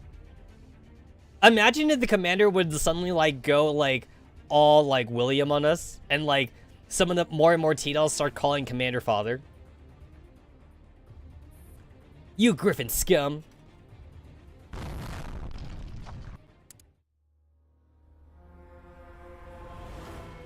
Alright, now my actual EX one. Alright.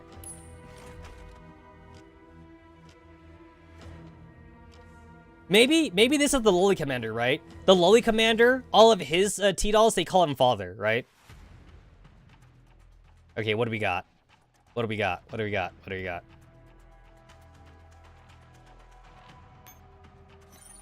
Destroy 3 control terminals on the left. That's 1, that's 2, that's 3. I see a portal. I see a portal to that one. All right.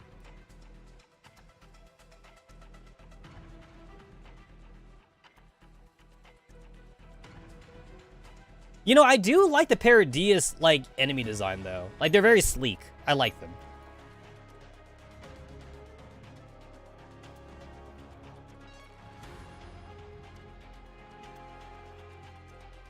Oh, there she... I see her. She's covered up. She's like in a mosh pit of like all the white Paradias units. I can see like the little like arm right there.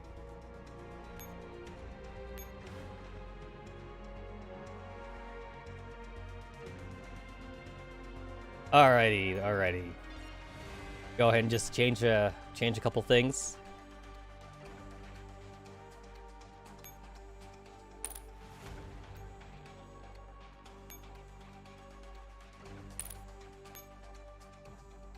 Are you Max Affection? You are not. You are not Max Affection. Huh? 私でいいのか?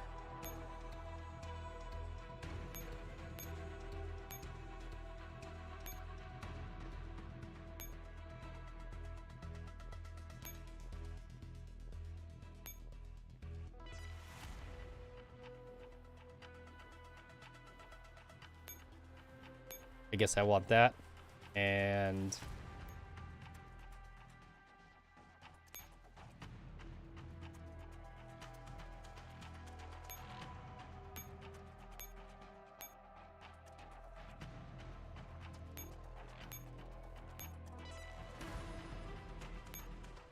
put that in there.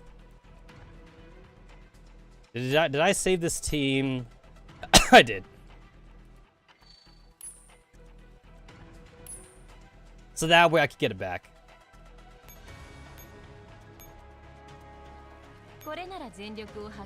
I'm not thinking too hard about like the echelon I'm making. I'm just kind of like just doing whatever. I'm not thinking super hard about this. If it works, it works. If it doesn't work, it doesn't work.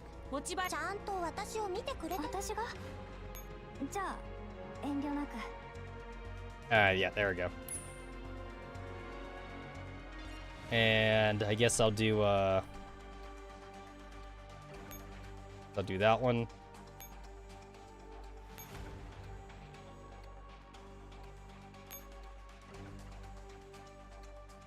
All right, this seems good enough for me. If I already hit myself like a roadblock, I'll just go into easy mode. Since I care more about story anyway.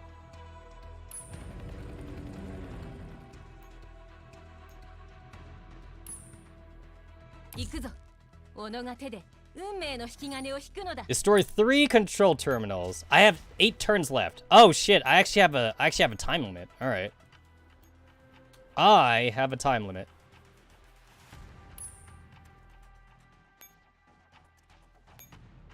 Oh shit! I totally forgot to turn on auto resupply. Because my ass is lazy, so if I don't turn it on, I'll never resupply.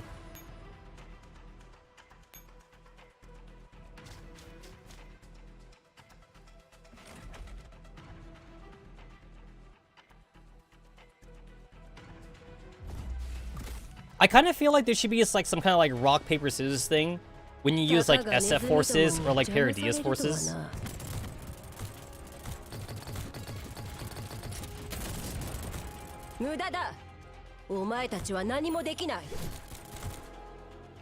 Or maybe some kind of like defensive attribute. So like if I use like the white Naito or black Naito, I would like have like more defensive against like other Paradias units. And if I use SF units versus other SF units, then maybe my units are also defensive. In this map, our forces can teleport on nodes marked with an arrow. Okay.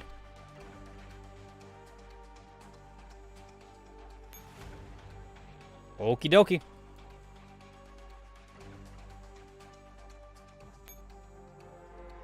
Sounds simple enough.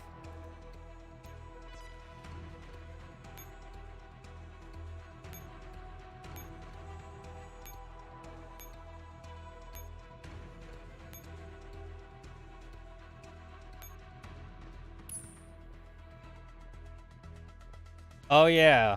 My architect is like in a weird spot. She's like not in the middle position. Not that I think it matters that much, but I'll put her in the middle. I was actually really disappointed in like my free bombing runs, like for that 1 week. I didn't get a whole lot of Manticores in that. I got a lot of 1-star units.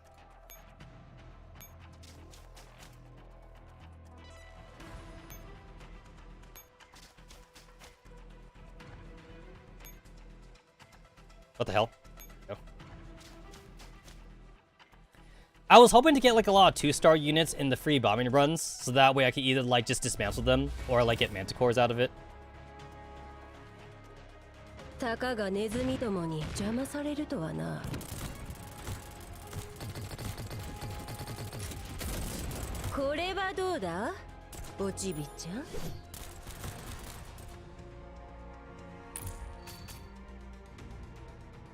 This map doesn't seem to have any like heavy helipads for Hawk support, so I guess that means I'll just use the SF units for that.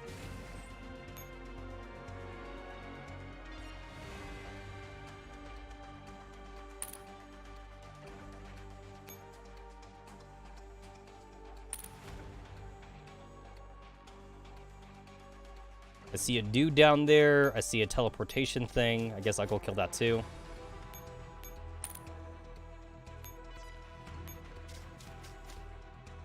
Also, whoopsie. I totally wasn't checking to see if this architect could shoot backup units. I totally like didn't check.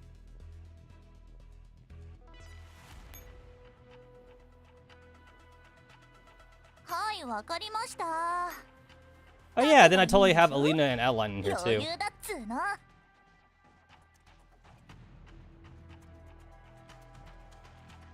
Support echelons within 1 node radius. Every 2 seconds, target a random enemy unit and deal 2x guaranteed explosive damage. That ignores armor to the unit and all enemies in a 3 radius around it, while also applying a white mark that lasts for 3 seconds. Alright, what's a black one do? What does the black one do? Support echelons within a 3 node radius. During battle, prioritize units with no black marks on them and deal 1 guaranteed explosive damage on the that ignores armor. That also applies a black mark on them, which lasts 3 seconds. That doesn't sound as good as the white one, but the white one also has like shit range. But I guess I'll give the white one a try though.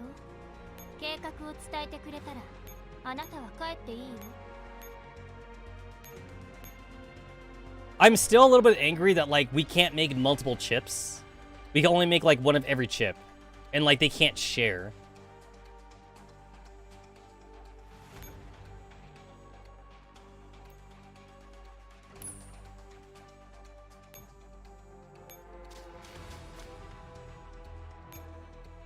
Alright, Destroyer. I made her into, like, a resupply character.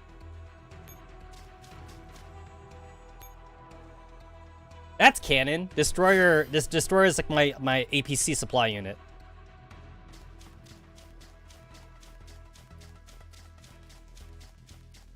Oh, that reminds me. I was excited for like Advance Wars to come out this month. Like the remastered version, but then like it got delayed. So I guess I only have Pokemon to look forward to right now. I think I'm actually gonna do Pokemon Online. I think I'm actually gonna pay for it for 1 month anyway. Oh, that's pretty cool. That's pretty cool. I like the red wave.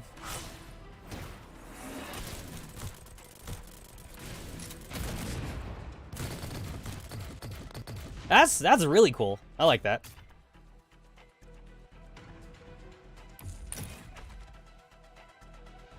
The one node thing kind of sucks though.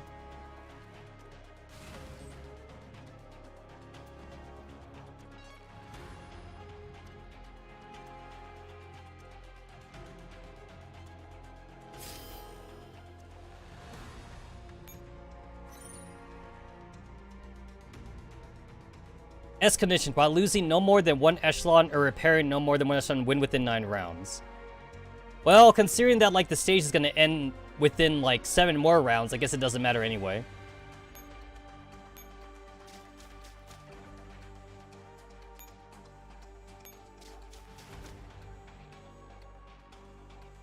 So that teleporter thing sends me there, I guess?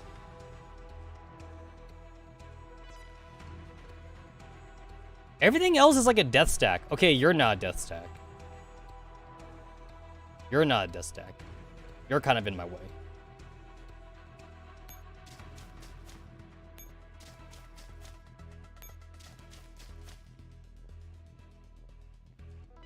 Oh, okay, that's where it sends me. Okay.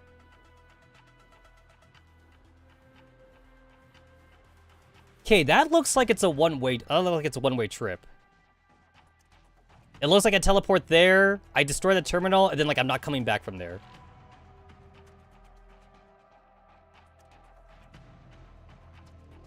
Oh shit, I'm already stuck up here. Oh, okay then. Unless I want to fight Moradal.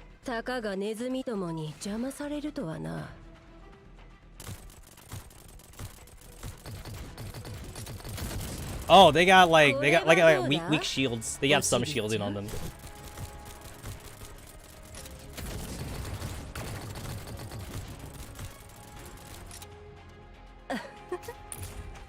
Man, you remember when enemy units like didn't have shields?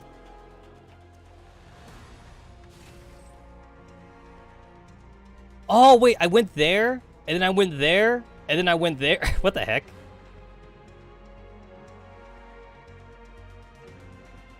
Wait a minute. Wait, why would I go up here? Oh, because I want to get rid of that thing. All right. Okay, all right.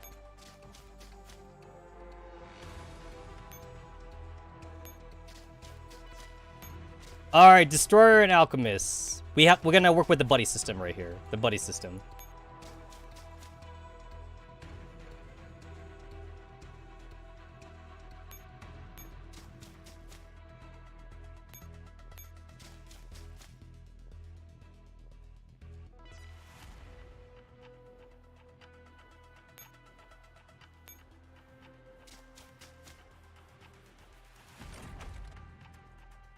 This kind of reminds me of like the Pokemon like teleportation pads in like Gen 1 and 2. I was always confused by the mazes.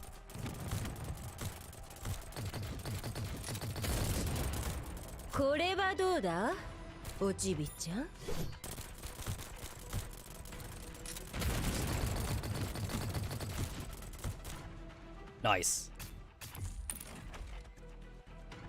The game says I can't use hawks, so I just bring my own hawks.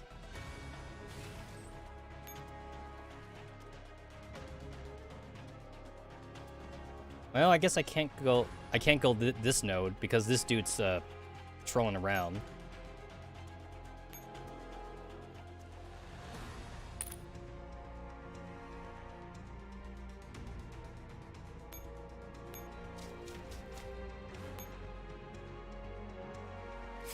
Oh, there's like 2 random like blue helipads over here, or 4 helipads, just for that way the game can give me more movement nodes.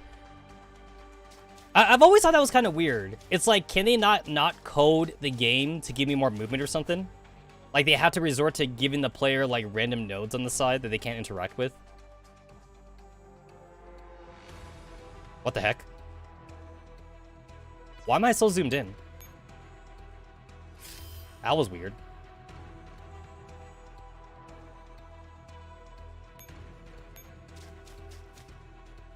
It costs 3 AP to refill ammo. I mean, that's pretty good if there's no like helipad nearby. This is not bad.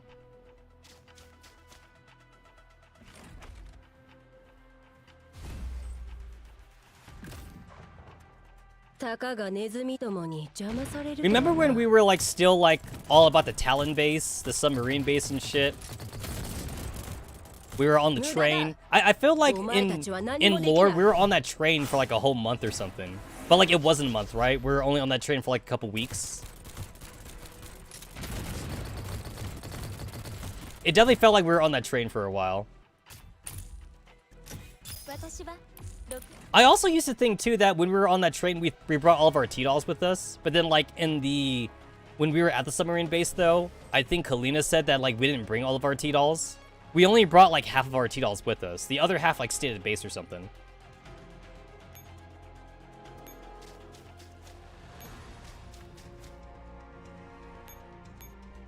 That's it? Alright, that's all I have to do. Alright then.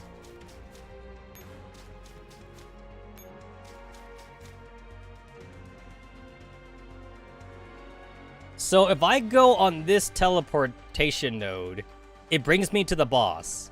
And the game is saying I'm not supposed to fight the boss because the boss is a death stack. The game is also saying I'm not supposed to fight this boss because this boss is also a death stack, or the unit I should say. But I feel like I could take him on.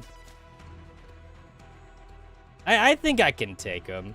I feel like I can take him.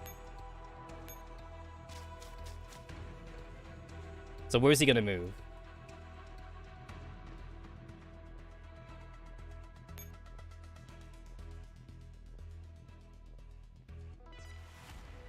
If I go to this one, this sends me here. If I go to this one, this sends me down there. Then I could crack this one over here, I guess. Or that one. So I think I see what this one's all about. We gotta wait until like there's like a free space, so that way we could go, like go straight and like get to that terminal. And then that terminal is like a one-way trip. I see what's going on here. I get it. I get it.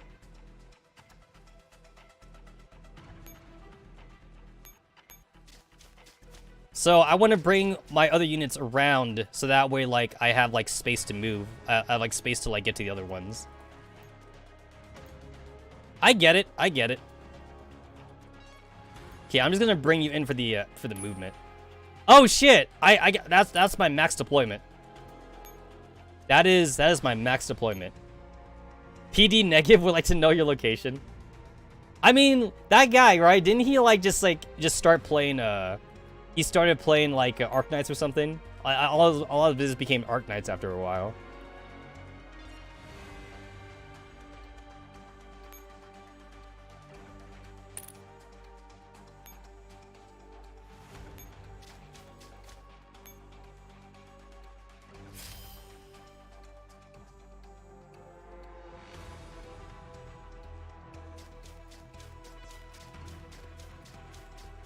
Alright, this is space. This is space. So, like, I probably should go there now while I still have the chance.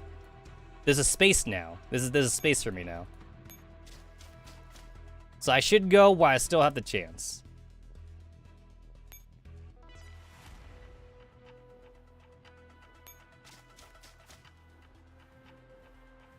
Alright, so you're on your own.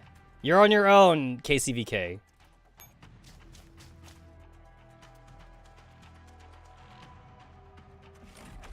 I don't know how well this team will perform. I guess I'll find out now. 戦うことでしか解決できぬというのなら射撃開始覚悟の感じられない陣形だな今なら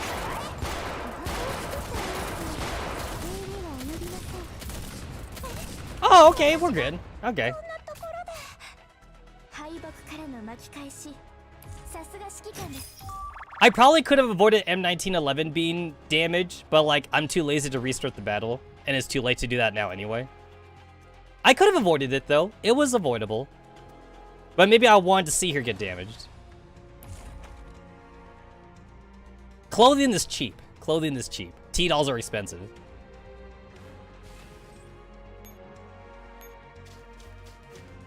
This is a one-way trip. Yeah, like this team is not going anywhere now. Hey, can you guys imagine how stupidly overpowered the T-dolls would be if not the T-dolls, the coalition units? Imagine how OP they would be if like we could put fairies on them. That'd be ridiculous.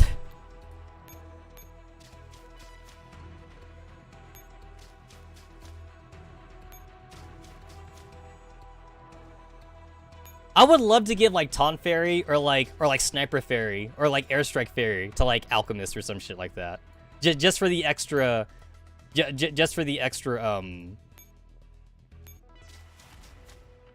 the extra firepower.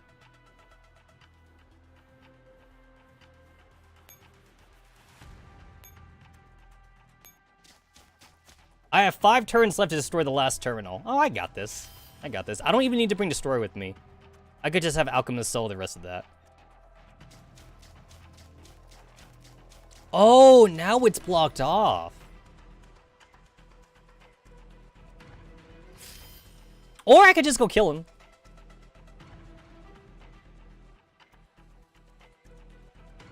I could take him. I could take this guy. I can take him.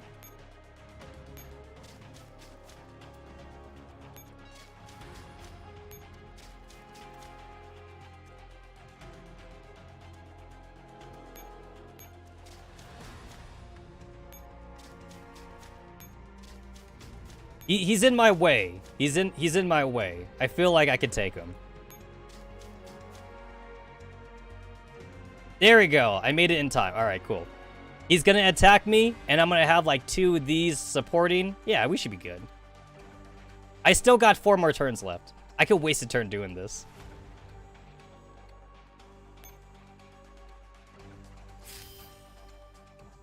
Fight me. Fight me.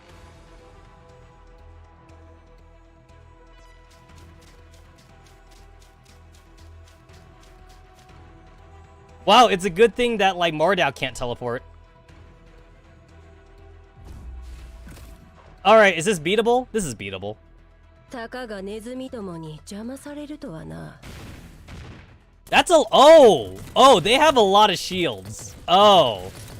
Oh, that's a lot of shield. Oh, they're like at max shield. Oh. Oh, okay. I didn't know they would be that tough. Oh, I'm not doing any damage. Oh, okay. Okay. Okay. Okay. Alright, maybe not, maybe not. Okay, so we're gonna have to retreat. Okay, it didn't quite work out the way I thought it would work out. I thought I could handle them. I thought I could handle them.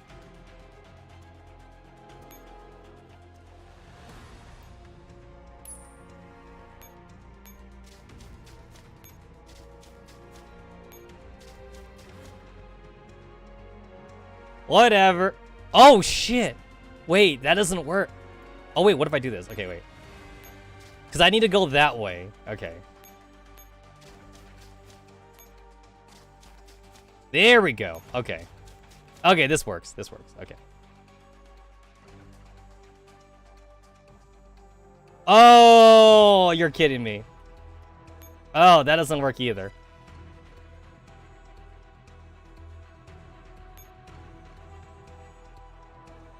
Wait, are you gonna move? Are you gonna move up?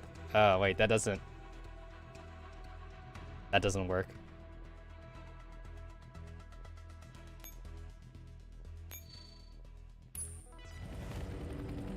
This does not work.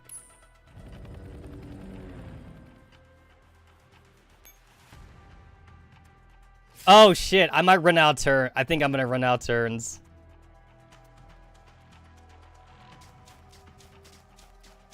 Okay, well now I can go this way. Okay, I just gotta, okay. This is fine. This is fine. I have 10 action points. This is fine.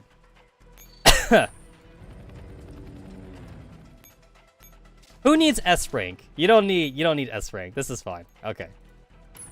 Okay, there we go. I can make it. I can make it there now.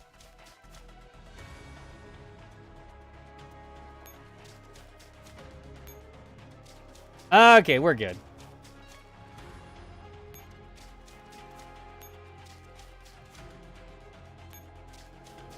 Then this way. And then I just fight the last dude. Easy, easy peasy. Easy peasy. I mean, like, you can miss a few days. You can miss, like, what? Like, 3 or 4 days or something? Actually, wait, you can miss, like, a week, I feel. I feel like you can miss, like, a week or something.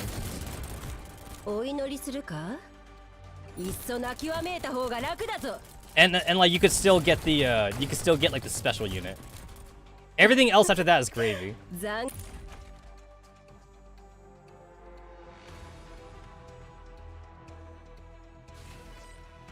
And then crack it. Hey, we didn't get S rank, but who cares about that?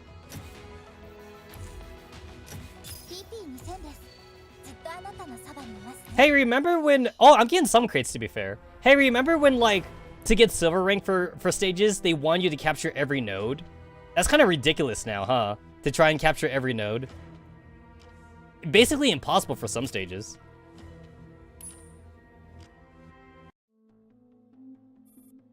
On the outskirts of Berlin. Hey, we're back with back to Griffin. Team Griffin. Well, didn't work at all. 45 awakens from her connection and shakes her head at Star 15, who has immediately come up to inquire about the situation. Her face looks rather ashen, which is unusual for 45, who almost never betrays her own weakness. Are you alright? I believe I made you promise you would prioritize your own safety. Thank you for your concern, Commander. But it is still well within my capability. 416 did come under a bit of threat, but no real harm was done. We made a timely retreat. Sorry, Commander. She saw through our ploy almost right away. Don't apologize. It's only to be expected. I'm just glad you're all okay. After all, even Dandelion couldn't crack her. I suppose it's really a bit of stretch given the task to you dolls. You wounded me, Commander. Well, it's the truth. So, have you gotten anything out of her? A few things. She mentioned the lasso boxes. Then she talked about the time of the fireworks. Ring any bells? What's that? Lasso boxes. They came up again. So, they really are part of Operation Cocoon. According to that woman, these thingies are all ready. They may have already been deployed, and I'm guessing they'll be set off on the day of the fireworks. Check what special occasions are coming up in Germany. There are quite a few commemoration days, but fireworks are usually reserved for large-scale celebrations. The next national holiday is Unity Day. Major cities around Germany will take turns organizing celebrations to mark the occasion, which will be attended by the most important politicians. Unity Day is only 10 days away. What are we waiting for? And what good does it do us just knowing the name of those devices? Shouldn't we at least figure out where they're planning to detonate them? No more interrogation methods don't necessarily work on her. Even 45 couldn't make any headway. Bro, what's Dandelion's status? She is still unconscious. We haven't been able to arouse her ever since we withdrew from the underground base. The commander massages the bridge of their nose to soothe the intermittent headache. Unexpected things are happening all at once. For just a second there, the one speaking through Dandelion was... M4! Wake up! Straddling Dandelion's body, Sop2 keeps shaking her and nagging her to wake up. She has been doing this since they returned from the base, saving everyone the trouble of broaching this awkward subject. Stop it, Sop2. We still don't know what happened to Dandelion. We can only wait for her to wake up. But, it was M4! Back then, that was definitely M4. There's no way I could be mistaken. You also recognized her, didn't you, 15? Star 15 looks down and studies Dandelion's unconscious face. Those familiar eyes were now closed, completely devoid of the gleam she saw before. Was it just her imagination, or was it really a miracle? What do you think, 15? Hell if I know! More importantly, we don't know for sure we're safe yet, right? We subdued Moradab for the moment, but if she wakes up, she can contact the outside world anytime. That freak is practically a time bomb waiting to blow up in our faces. Instead of thinking about questions that we can't find answers to, we should focus on the situation at hand. Wow, how heartless. Aren't you supposed to be one big happy family? Heartless? Do you actually know what's going on here? Our situation's hardly ideal. Squad Griffin got wiped out, and even that woman, even Mashlin died in there. We didn't win, surely you can tell that much. Everything she said is true, 9. We are indeed in a terrible situation. We may have obtained a hostage, but our most important asset is out cold. I know we really don't have a choice, but the longer we keep the hostage, the riskier it is. It's a pain to be constantly on the lookout for any stunts that she suddenly decides to pull on us. Not to mention the medicine meant for Miss Kalina is also a write-off. The air in the vehicle instantly turns frigid. Alright, stop moping. We've been given a second chance. That's all that matters.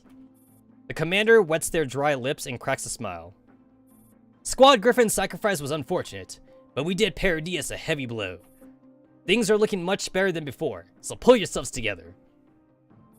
But, Miss Mashlin... Turn that sorrow into rage, Ro. We aren't here to mourn. We're here to make them pay. The commander is right. I'll go double check our routes. Let's get to somewhere safe first, then we'll worry about waking Dandelion. Wait, I'll help too. As the dolls start occupying themselves with different tasks, 45, who has been observing the commander silently, also gets moving. She strolls up to the commander casually and rests her hand on their shoulder. Don't force it if you need a break, okay? If you're down, this team is doomed. Thanks. Tension slowly rolls off the commander as they uncross their arms. I won't do anything stupid, don't worry. I'll be sure to deliver your payment for this mission, with my own hands. Why, thank God for that. You didn't give me that pep talk just to comfort me, did you? Bingo!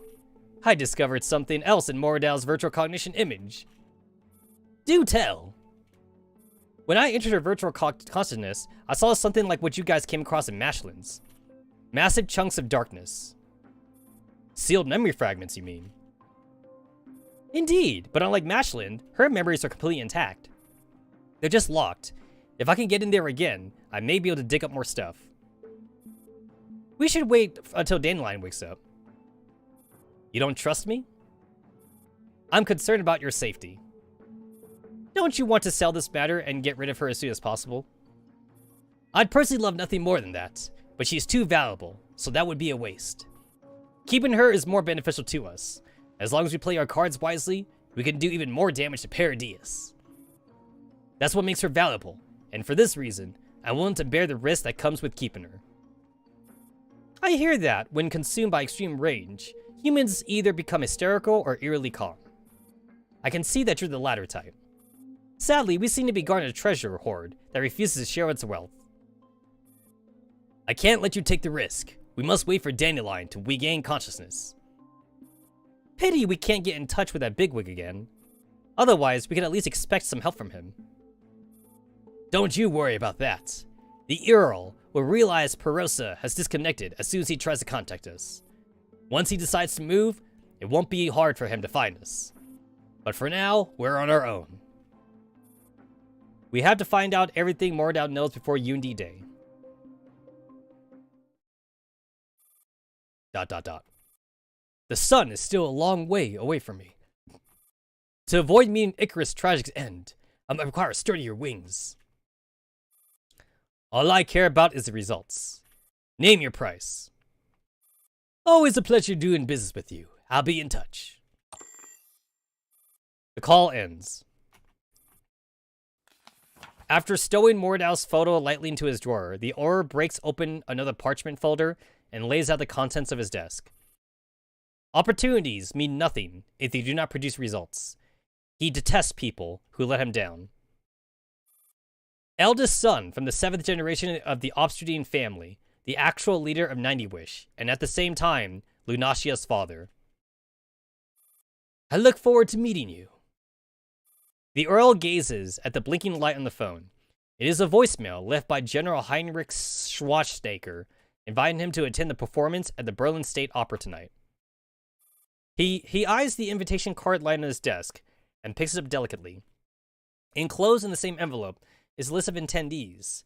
His gaze skims over everyone else and zeroes in on one particular name. Minister of Industry and Information Technology, Vice President of the State Council, Rudolf von Obsterstein.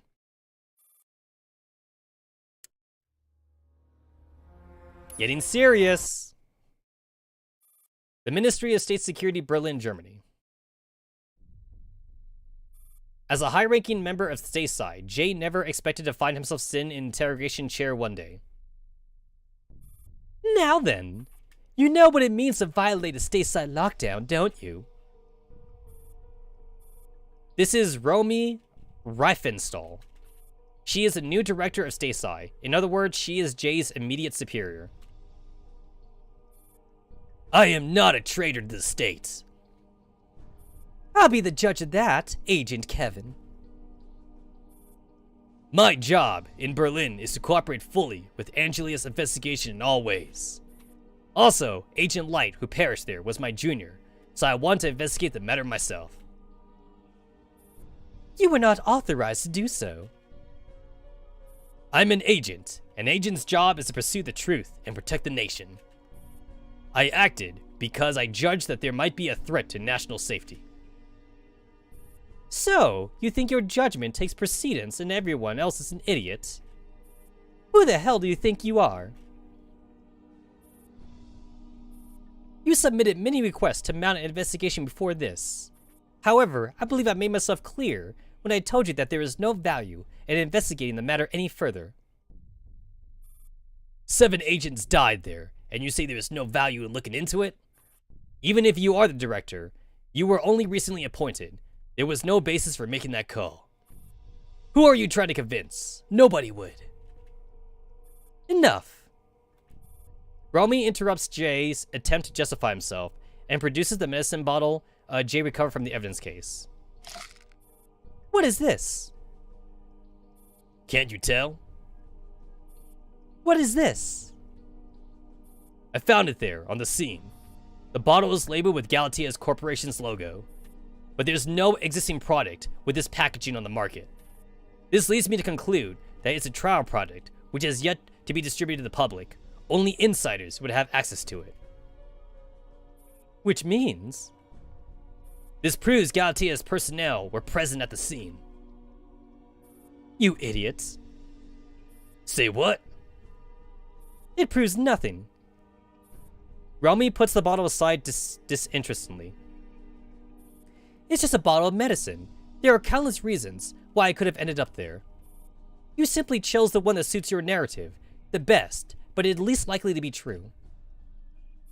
Except we know, as the player, that Mrs. Gray was there. We know that Gray was there, so we know it's true. But that's not it at all. Is that the reason why you took matters into your own hands? I simply could not agree with giving up on the investigation so easily. It is not your place to question my decisions. And your decision is to let the deaths of our comrades be in vain? To ignore the culprit behind all this? It looks like you don't value your job much.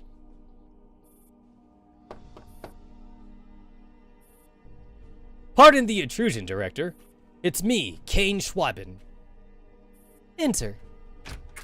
Kay pushes the door open into his room, his face carefully blank. He inclines in a slight bow to Romy. I have new information to report regarding the closure of the Galatea's pharmaceutical plants. Romy looks at Kay and Jay, who is bound to the chair. Her eyes flash with some kind of understanding. She presses a button on a remote control and loosens Jay's bonds. You may go. That's it? Yes. Enjoy your last few hours in the Stasai. Jay is at his desk packing up his things. Kevin, I have something to tell you. What are you doing? Jay looks up at the cardboard box he is packing. I'm taking the first step in my vacation plan. A glorious retirement. So says the old bitch. Kay can't help but frown at the crudity of Jay's speech.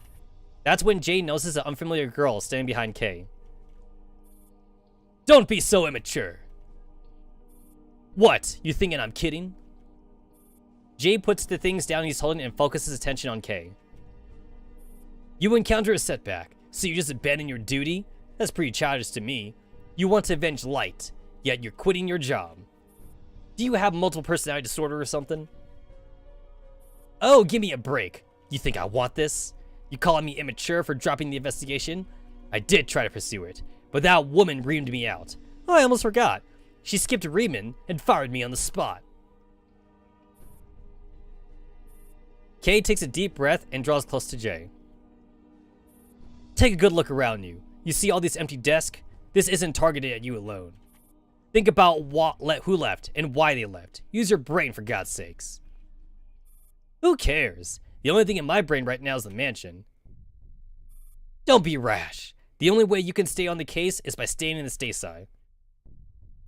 I suppose it's too late to apologize. Relax. She's put you on a new assignment. In other words, you aren't fired. Wait, did you sell your body or something? Kay can't help but roll his eyes. He did not even bother to dignify Jay's question with a reply. Instead, he steps back to make room, and Jay's gaze falls to the silent girl. Allow me to introduce Miss Mona. She is a tactical doll, who has officially joined the Stasai recently.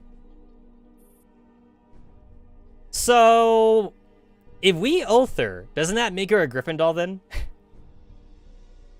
We're gonna get her. We're gonna get her in the boxes, and then I'm gonna oath her. And that means she won't be in Stasai anymore. He's gonna be a Griffin waifu. Nice to meet you, Agent J. She looks just like the real thing. She was brought at the request of Romy Reistenfall, though this is still a trial posting. Mona will be bringing you on operations from now on. Excuse me, but I mishear something. Who's the doll here, me or her? You mean she's gonna be leading me? These are the orders from our superior. Didn't you learn how to follow orders during Stasai agent training? Got it. I'll let Mona explain the mission to you. Very well. The recent closure of the Galatea pharmaceutical plants have brought several security issues to light. We received news from the Berlin police that crowds of protesters have gathered in front of the pharmaceutical plants. We need to move out right now to prevent any attempts they might to storm the premises. That's agent work for you. Got it. I'm on it. Mona nods and turns to leave. Kevin, hold on to this. Kay hands a slip of paper to Jay. There's a phone number on it, but it's not a German phone number. Jay memorizes the number and crumples it up. He looks up at Kay. Call it when you're free. It might come in handy. Alright. Gray Institute of Biotechnology, Galatea Corporation. What are you looking at? Oh, whoa, I like her. Holy shit. Yo, that's slick right there. That's some sleek design. I like the hand blade right here. I like the sword. I like the sword too.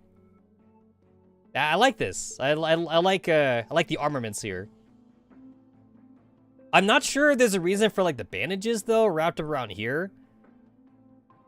Seems kind of like some edgy Final Fantasy character design right there. It seems like it has no purpose. Because Final Fantasy character design usually has no purpose. But everything else though I like. A requisition form. Gray looks at the list on the table. Her fingertips drum on the table every now and then, and her brow remains perpetually furrowed. Is it from her? You defect to Paradies yet? I know, right? You must stay strong, Griffin Soldier. You must stay strong. Griffin. Griffin is the light. Stay with Griffin and Kyogre. She sent a message, but refused to speak to me. She'll probably ignore everyone except father or teacher. Gray. That woman. What is this? A declaration of war or a surrender? Given her personality, I would say neither. Heh. Well, however repulsive she might be, right now, I'm the one who controls how the mission proceeds. Sending the order to you is sort of assurance. Yes. In the end, the mission must be carried out, and it's almost time. Indeed, the day on which the fireworks bloom has been decided, and none may change it. Outside a closed-down Galatea pharmaceutical plant in Berlin City. You sons of bitches! What are we supposed to do if you close down the plant? Is the government trying to kill us? We can't buy medicine anymore. There's no way we can survive like this. What the hell are you trying to do? An angry crowd is gathered in front of the police line at the pharmaceutical plant, shouting and screaming with heartfelt anger. Things are slowly getting out of hand for the police to handle alone. We've been tasked by Madame Rummy to assist the police in dispersing the crowd and maintaining order. I read the reports concerning similar cases before we arrived, but this is much worse than I was expecting. What is your opinion? As if my opinion's worth a damn. Aren't you the one in charge here? Yes, but you have been a stateside agent much longer than I have, Agent J. I believe your experience would be helpful in completing this mission. Is there a problem with that? No matter how he looks at her, there's no doubt that Mona is one of Romy's people. They are not on the same side. What else can we do? All she did was ask us to help maintain order. Start by contacting the person in charge here and just play it by ear. If you can't even figure out that much on your own, then what business have you got being an agent? Mona nods silently at Jay with a strange look in her eyes. Why did Romy send me on such a pointless errand?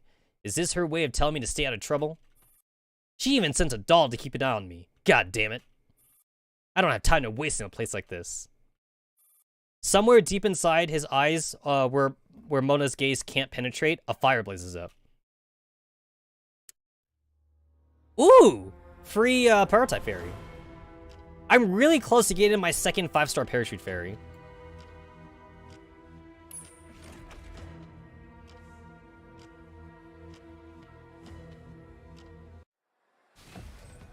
Hey!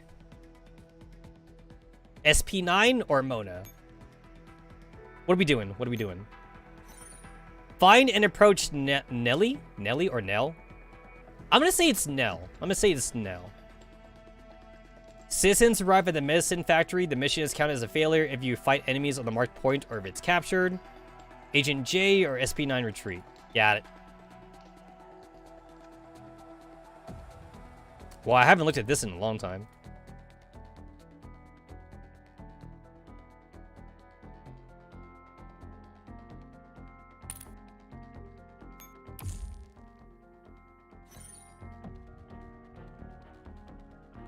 While losing no more than 1 echelon or repairing no more than 1 echelon, win within 9 rounds. Sounds easy enough. Not that it matters.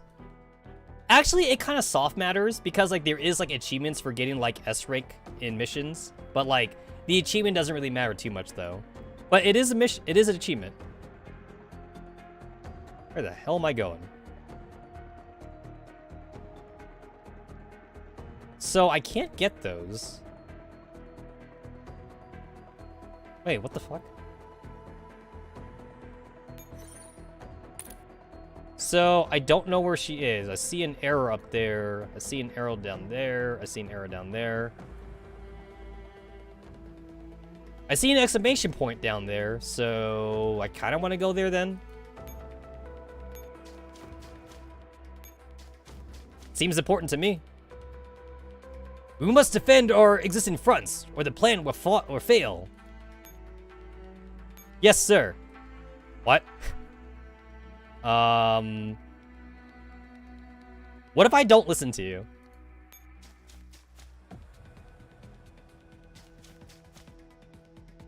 I'm gonna not listen to you.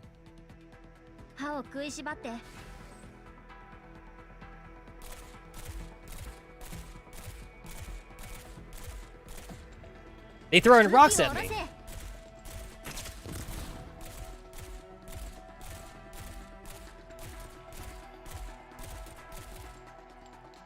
We killed rioters. At least I'm assuming we killed them.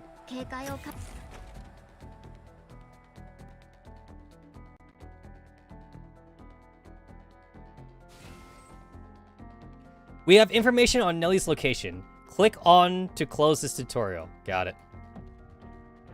Awaiting rescue. Okie dokie.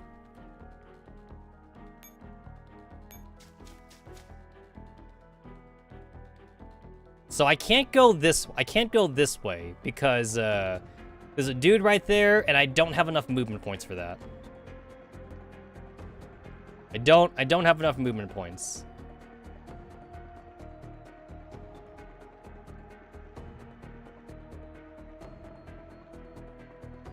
Guess it's okay for me just to end right here.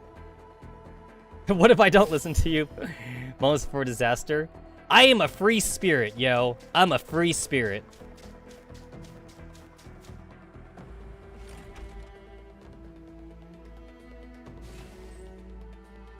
You got this, right, Jay? You got this?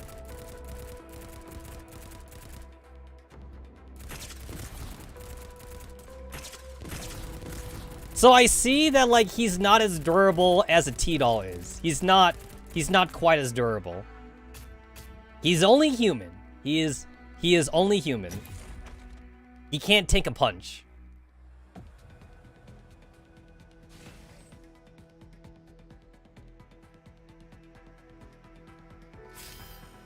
Alright, so we have a problem. He's in my way. Oh. Okay, then. I see. Okay, I get it. Okay, I get it. I get it. I get it. Alright, alright. I get it. I get it.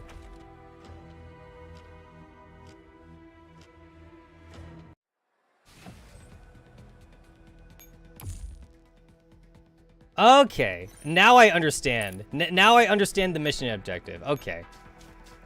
So, I'll go ahead and just kill you. Okay. I'll go ahead and deal with you.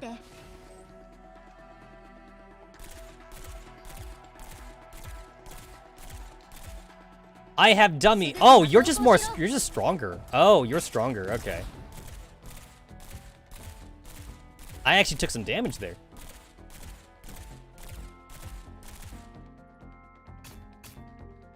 Nothing like unloading bullets in the civilian populace, right?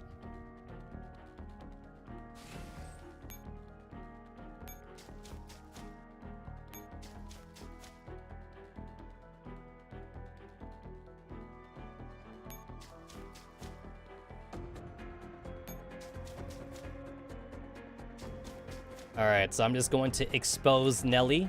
I will expose her.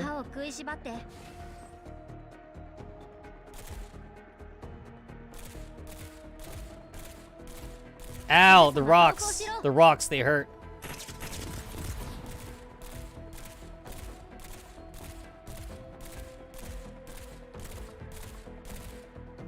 I'm going to assume that they're probably shooting tranquilizers or something. Or they're shooting like rubber bullets. I'm going to assume so. They're not real bullets.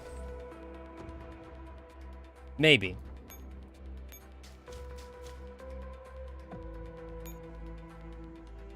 Okay, find and approach Nelly.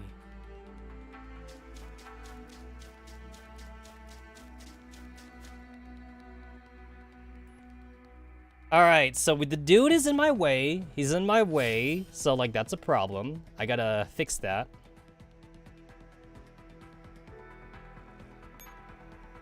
I'm sure I could figure something out.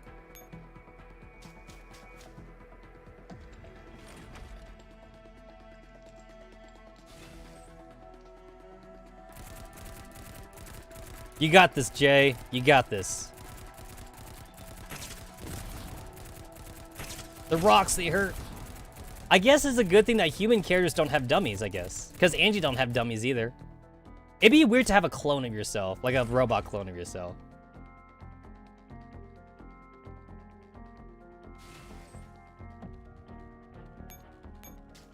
So, like, he's gonna go to this node next. So that will fuck me.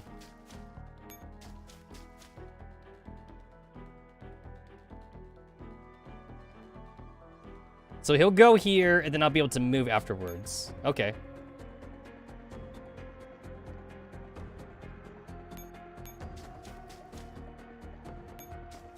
I'm going to assume, like, next person that spawns will be, like, in one of these nodes.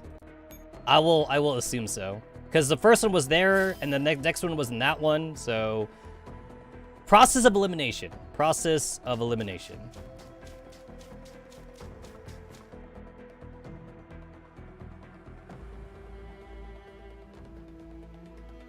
Nobody spawned. There's 40 dudes in that, so... And there's only 12 dudes in this one.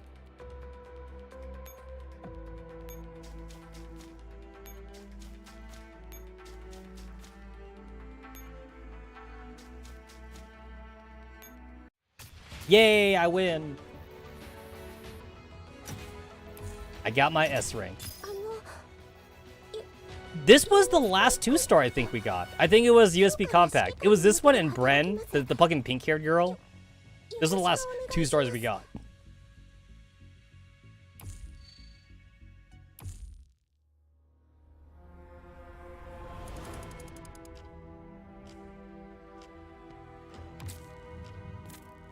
Ooh, memory fragments. I need those. I need those. Berlin, Germany. Outside a closed Galatea pharmaceutical plant. There's a total of 6 of them. We're turning them over to you now. Oh, we're really grateful for the 2 of you. We didn't expect these refugees would actually try to break into the plant. I don't know what we'd do if we were on our own. Just doing our job. This lot's stuck into the hazardous materials storage amidst the confusion. We need to check again just in case. Yes, of course. Honestly, we can't possibly take responsibility if anything happens. In that case, we'll be counting on you to keep things under control here. Oh yes, of course. Thank you, both of you. Jay steps over the police cordon and enters the pharmaceutical plant, which is now without power since it has been shut down. Can't believe they actually dared to make a move on this place. Our intel indicates that this was not the first time they have done so. Violent clashes aren't exactly unusual, but actually storming a building is something else entirely. This is clearly a sign of something bad. It was just a pharmaceutical plant today, but it might as well be City Hall tomorrow. I see. Tch, who the hell's in charge here anyway? I believe it is reasonable for me to solicit your opinion, Agent J. Are you sure you're not letting your unrelenting emotions get in the way of communicating with me? Humph. It is still daytime right now, so even though the lights are out inside the pharmaceutical plant, the darkened interior is still illuminated by natural light. Mona suddenly comes to a halt. What's wrong? Your hunch was right. Someone is here. The 2 of them carefully and quietly move towards the direction where the sound's coming from. Jay shoots Mona a glance. The latter gets the message and signals to him to stick to the walls while she circles around in the other direction. You in there! You're surrounded! Drop your weapons! I repeat, you are surrounded. Surrender immediately. Hey, wait! I'm not dangerous or anything. Don't shoot! A woman? Ah, no, don't! No, not so hard! Target subdued. No weapons found. Stand down from alert posture. Jay puts his gun down. Inside the lab, the smashed glass in the window littles the ground. A young woman is currently pinned underneath Mona nearby. I work here. Let go of me. She's a cutie. Is she also a Naito? I don't trust human women anymore in this game. You're a Naito. She's a Naito. Everyone's a Naito.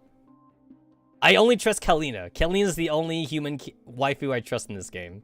And Helena. I guess I trust Helena as well, but I don't trust anyone else. The guys I trust the dudes. I don't trust anyone else. She's either a Naito or like she works for Paradies, but she's still human or something. I actually do think she's cute though. The blue hair, I like the bluish white hair. I like the glasses. The lab coat is actually one of my fetishes. I love lab coat characters. I also like how it seems like she's got this weird, like her belt's like not properly seated. Like her belt, she's really skinny. So like the belt is like really oversized for her. And she's got like this extra lifted belt left over. Like she doesn't have it wrapped around her. If I was her in her situation, I would just cut it off though. Like if she's that skinny, I would just cut off the excess. But she's a scientist. She's not a supermodel. So she probably doesn't care about it then. What kind of gets me though is this part of her uniform. Or like, it looks like she's got like an extra belt thing or like a buckle coming off like this side. That's her right side. And she has like a pants pocket right here. I'm not sure what that's all about. Because lab coats have pockets on them, but she has like extra pockets on her pants though.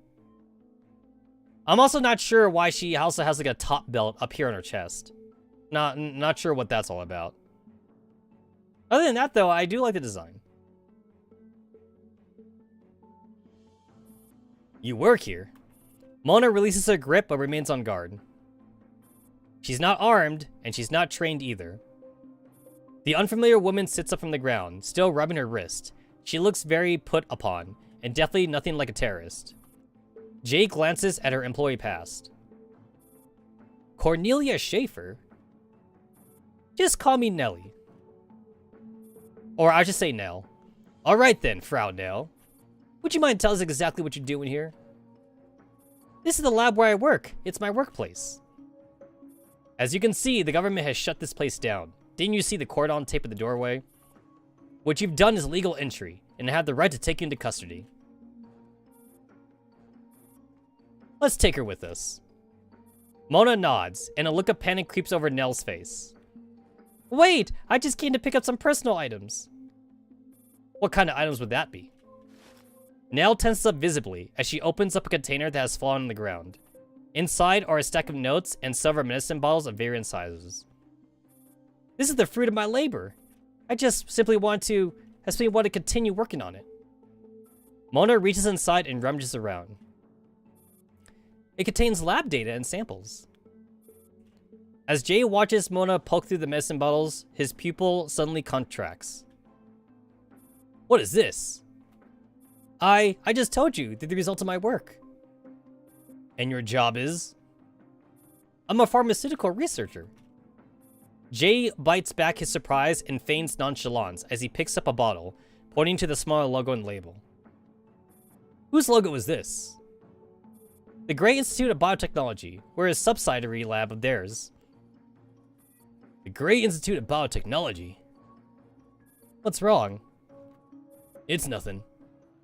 Jay shakes his head and resumes his usual expression. He takes a step back and courteously makes room for Nell to leave. In that case, if you don't mind, we would like to escort you out of here, Frau Nell. Some thugs are protesting outside, and I'm concerned about your personal safety. What? You? Escort me? Even Mona looks confused. She has no idea what Jay has in mind. Correct. I have no intention of doing anything to you. I don't need an escort. I insist.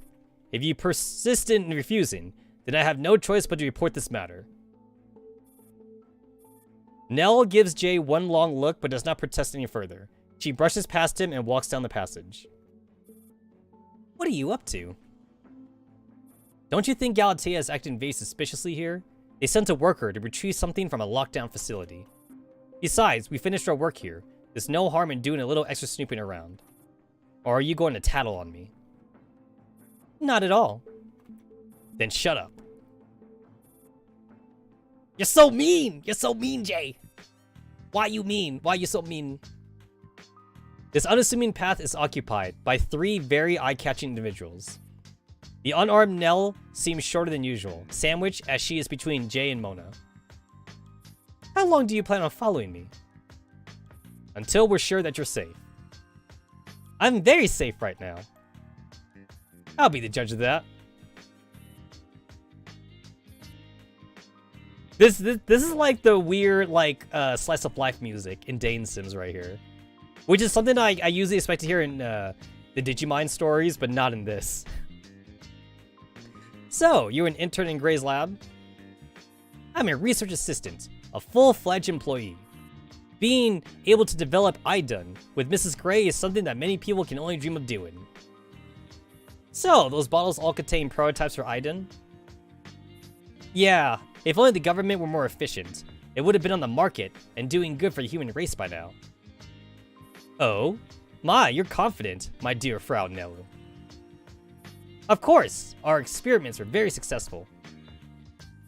But to my knowledge, Mrs. Gray has long since fled after being charged with illegal research. That's nonsense. The lab's still running as normal, and there's work lined up for various departments. I came today to organize and collate the research data from our most recent experiment. Really now? Then where is Mrs. Gray? Jeez, wait a minute. Are you going to hassle her? Oh, it's not me who wants to cause her trouble. There have been a lot of thugs trying to make things difficult to Mrs. Gray. We've had to renovate the office many times already. But I know her very well. She won't be scared off by such threats. We might be dedicated to pharmaceutical research, but we're all prepared to fight any and all injustice to the bitter end. Piffed. Are you mocking me? No, I'm laughing at you. Nell stops in front of an apartment block. Are you going to walk me all the way to my bedroom? Jay takes out his notebook and writes his contact number on a blank page before tearing it out. You can call me if anything comes up. Nell looks at Jay. She does not reach out to take it. We didn't do anything wrong, and we're not plotting anything. Then if nothing else, you can ask me out for coffee. I know a pretty good place. Nell rolls her eyes, but she finally reaches out and takes the slip of paper from him. Don't get your hopes up. Hey, remember that Mordau owes fucking Jay a fucking date? I remember that. After like they got done like running away from like all the zombies and shit, and like before like Mordau like was exposed as a Naito, like I remember at the very beginning like Jay was all like, Mordau, maybe we could go on a date after the mission. And Mordau said yeah, that they could go on a date. I don't know if Jay wants to go on a date with Mordau anymore. Or maybe he does. Imagine, actually, now, okay, here's a new fanfic idea. Now, in order to avenge Light, now Jay actually joins Paradius. Yeah. Jay joins Paradius. Like, he talks to Gray and shit. And then he has like some super secret plan to avenge Light or whatever. But in order to do that, he's gotta join Paradius. And then he joins Paradius, and then he meets Mordau again. And then he's all like, Mordau, you still owe me for a date. And then Mordau's like, yo, what the fuck you doing here? That'd be kind of funny. After waving goodbye to Nell, Jay turns around to signal Mona, and the two walk down the street in opposite directions. Once she's sure they're gone, Nell takes out her phone and dials the number. Nell, where'd you go? Don't ask. I'm at, the Amano home apartment building. Hurry and pick me up. I'll be right there. Vroom. At the sound of a revving engine, Nell raises her head and looks up. Nell! Screech. The shrill sound of a brake echoes through the street. A car door opens and someone steps out from behind it. Mia! Yo, you could tell that they were totally drawn differently. Wow. The design looks like it's all kind of like all over the place though. Yeah, it's kind of all over the place. There's like belts and buckles everywhere and shit. There's even more, like, on her jacket. Yeah, I'm not sure if I dig. I don't know if I dig this one. It seems a little bit too busy. And the ribbon is, like, super random, too. Oh, there's 2 ribbons. Huh. Yeah, it seems super random. I don't know if I dig this one. What are you doing all the way here? It's complicated. In any case, I had to ditch some annoying people. So, listen to this, Mia. I got them back. Nell waves the items in her hand at the doll, who has gone out of the car and playfully sticks her tongue out at her. You really went back in there? But that place was sealed off. Where there's a will, there's a way. Oh, never mind. As long as you're okay, let's head back. Okay. Nell plops herself down in front of the passenger seat without any hesitation whatsoever. Let's head home. Yeah. Mia nods and fires up the engine again.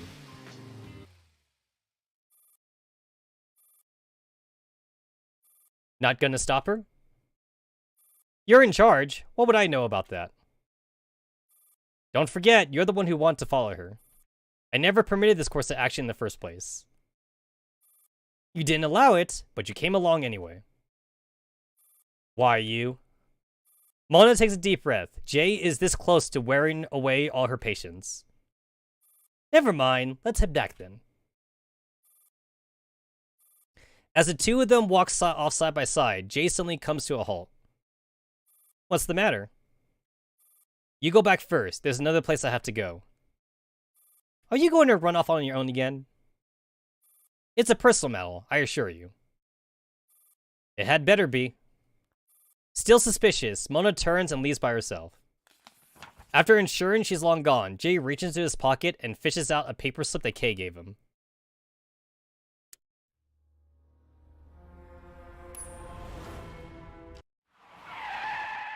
Screech! Wow! What's going on? Why'd you stop all of a sudden, Mia?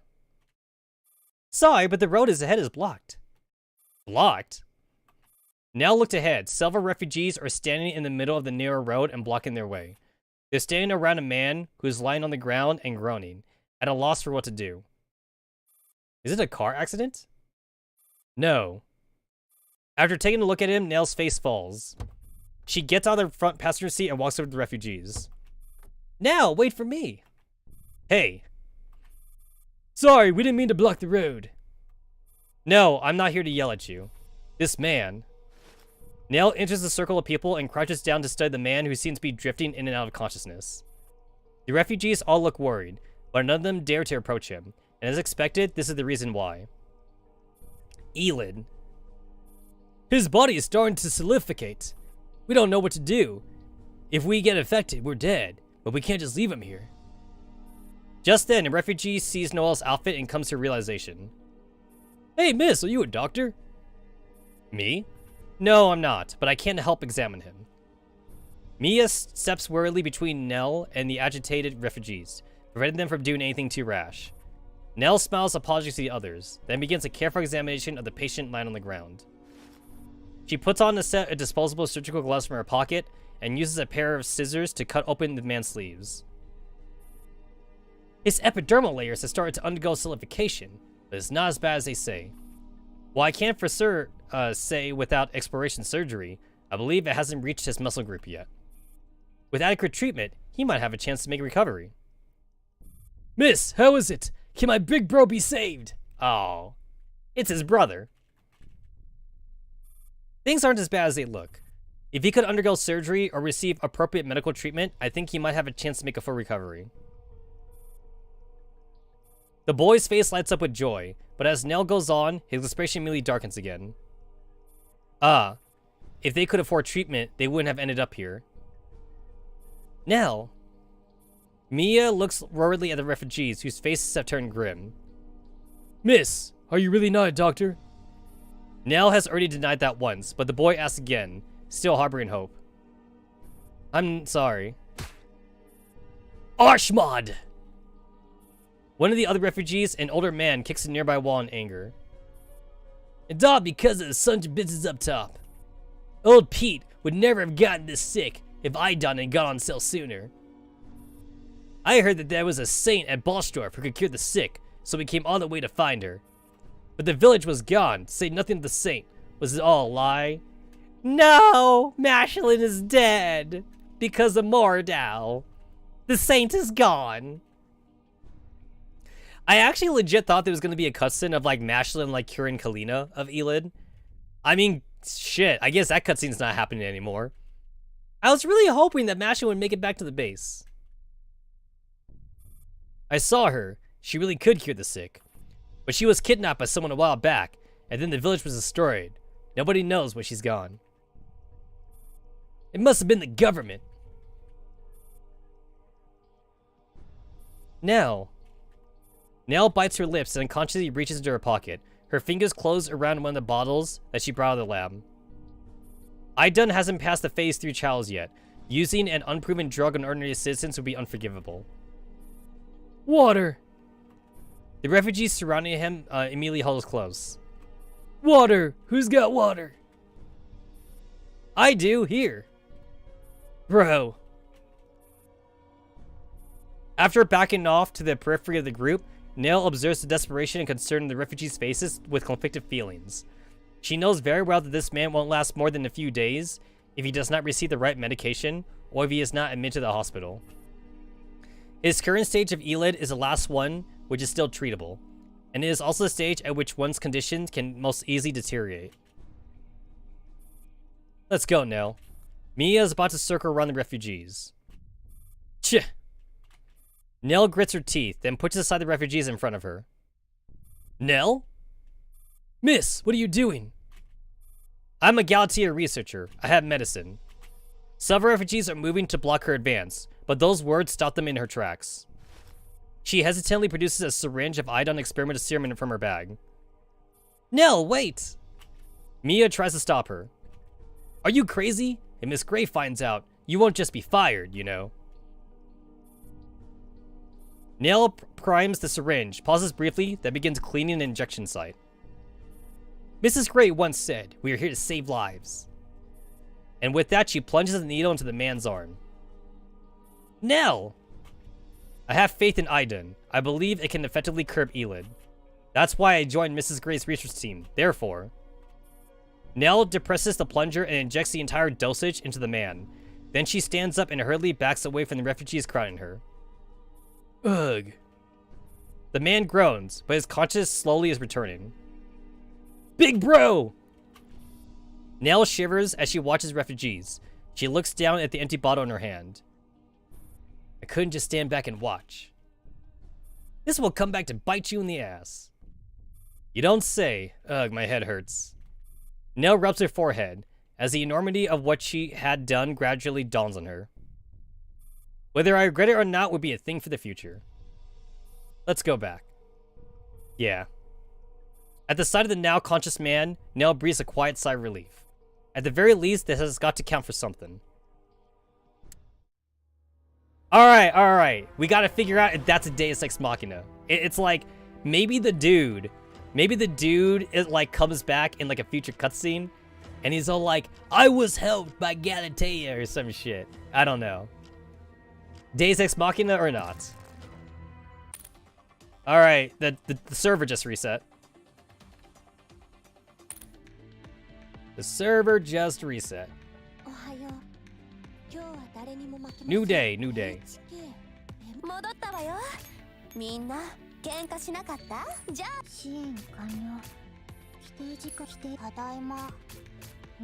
Get all my logistics.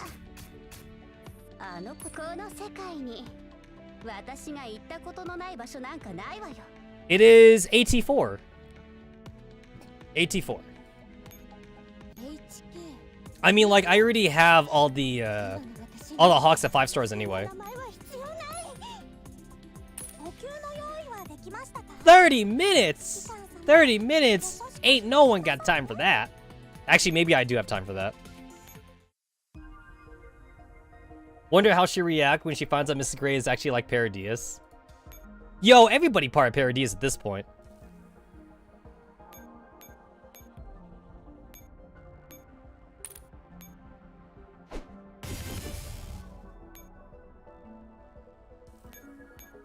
Everybody part of Paradies.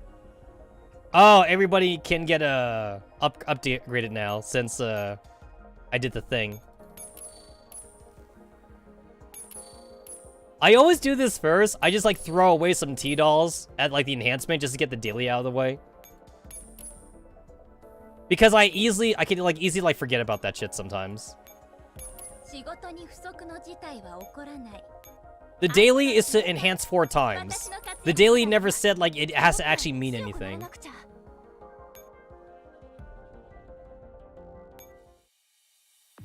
Did I get any more points? Nope, no new points. I got 3 minutes. I got 3 minutes till I get a point.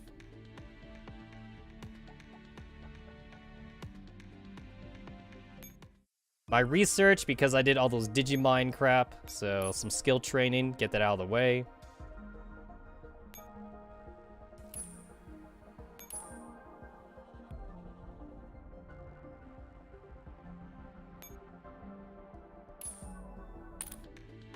I'm over my max limit on the basic data, because like I never have an excuse to use it.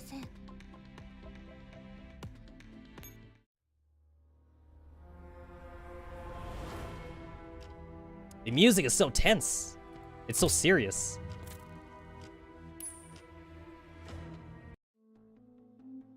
Griffin Base Area S09. Hey!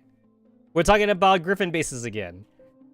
Hey! They need to update this shit. Yo, this shit needs to be updated, man. It's a team anti-rain before the Digimind, and then you have fucking Cult Revolver in there. Because for whatever reason. Because there was no real 65 back then. M16! M16's there too. Also, wait, you can also tell just by looking at this as well. Like, this really is like the really old version of Girls Frontline. That's like version like 1.0 and shit. Honestly, if you were to like fucking like enhance this image too, you can also see like how much resources is there here as well. Like, dude's got like 500 manpower. Dude looks like he has like maybe 300 like rations. That looks like maybe 900 ammo. Like I can like almost like just squint out like how much resources this screenshot is in.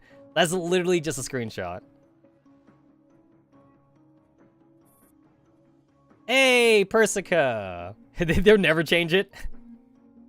They'll never change it. You know what? I actually also like to think too that whenever the commander or like when anti-rain like walks in this area, like they're all like, "Hey, remember the good old days?" Like that's actually like a picture. That'd be like a screenshot of a picture of like the commander's tablet or something, and the commander leaves it there for like nostalgic purposes. Has Callan been transferred to a specialized hospital? Yes. Man, it's been so long since like we saw Persica and Hellion like not behind like a communicator or something. Like, you know how, like, it's like a window within a window? It's like we're actually seeing, like, their physical bodies now. In the command room, Persica suddenly inquires with a steaming cup of coffee in her hand. She does the most in-depth data compilation I've ever seen. I hope her condition won't deteriorate further. Well, you know what? She'll be fine if we save Mashlin, but we didn't. Don't worry, Miss Persica. While there might be a shortage of medicine, with enough care and the right treatment, she would definitely get better. I hope so. What about the juvenile Naitos? They're now under Mr. Javier's temporary custody. What a shame, that old geezer. While Kalina is absent, if there's anything you need, just let me know. Persica's face is lined with exhaustion. The mood here is slightly better than at IOP, but I didn't expect I'd still have to work overtime here. Thanks to you, the recovery of our dolls have been progressing very smoothly. It goes without saying. I didn't come here to ride the gravy train. When the commander returns, I'm sure they will also be glad to learn. Click. Just then, the communicator lets out a chirp. Caller unknown? After a brief moment of hesitation, Hellion decides to take the call. This is Griffin Base S09. State your business. Berlin, Germany. Click. After the waiter puts down the beverages, the two men sitting on the sofa clink glasses lightly. The situation in Berlin has been rather tumultuous lately. I hope you don't mind the abrupt invitation to this meeting, Earl. With the help of the nation Volkswagen, I'm sure the so-called turmoil is no more than the insignificant ripples on the surface of a lake. General Schweinsteiger. How many regimes collapsed stated with such insignificant ripples? As a Minister of Defense, I am not so confident. Heinrich Stolzentiger, Minister of Defense of the German Democratic Republic and Vice President of the National Defense Council. A man holding such important positions can only have the most extraordinary amount of experience. Well, it's your job to worry about such things, though I believe you didn't invite me here just for this glass of German brandy. You haven't changed at all, Earl. We haven't seen each other for more than a decade, have we? 14 years. Can't believe it's been that long already. We still are relatively young then. What was your job again? You were a journalist? Just the chief editor of a small news agency. What, reminiscent about wartime? Why would anyone reminisce about that, Earl? There's nothing nostalgic about sending young people into trenches. However, in order to prevent that from happening again, we must never forget. Isn't that right, Mr. Journalist? Forgive me for being blunt, but what are you doing in Berlin these days? Enjoying a hard-earned vacation, nothing more. It may be a vacation to you, but your presence is giving a lot of people in the government a massive headache. The conference that will decide the future is about to begin. Consider my visit necessary for some preparatory work. Earl, we both know full well what you're doing here and on whose behalf. It's no secret where the Council stands on this matter and what the party thinks of this. I've got to remind you, the National Volksmair has its own standpoint and considerations, and the German people know how to tell friends and foes apart. Please respect our decision. It would be a shame if it really had come to that. I agree, which is why you must exercise restraint to prevent it from coming to that. Can I take this as a warning from our friend? Griffin lifts his glass again. Haha, nobody is warning you, Earl. It's just a piece of friendly advice to save us all from an awkward situation. After all, the founding of the Union of Rostrum is just around the corner, and every single one of us has a duty to defend the Union's interest. But of course, the future of Europe hinges on Germany's decision, and Germany's future hinges on your decision. So may I construe this as your official reply to the Council? Good God, not at all. I'm just an old man who wants to spend some time catching up with you. Alright, then I'll look forward to Faust tonight. But speaking of which, tension has been on the rise again, especially once the conference was scheduled. Oberstein has been very troubled ever since he returned from London.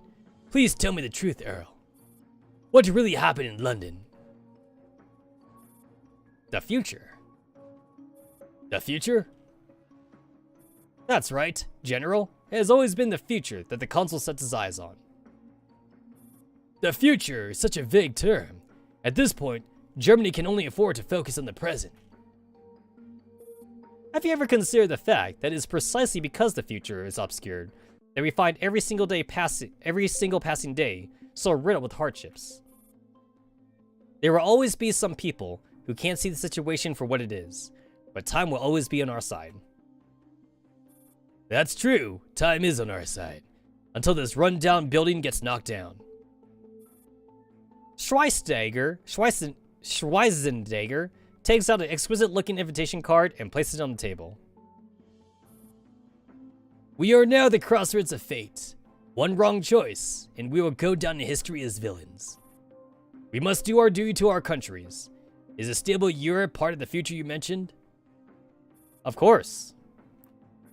Then have a chat with my friend here. Maybe we could turn a new page together.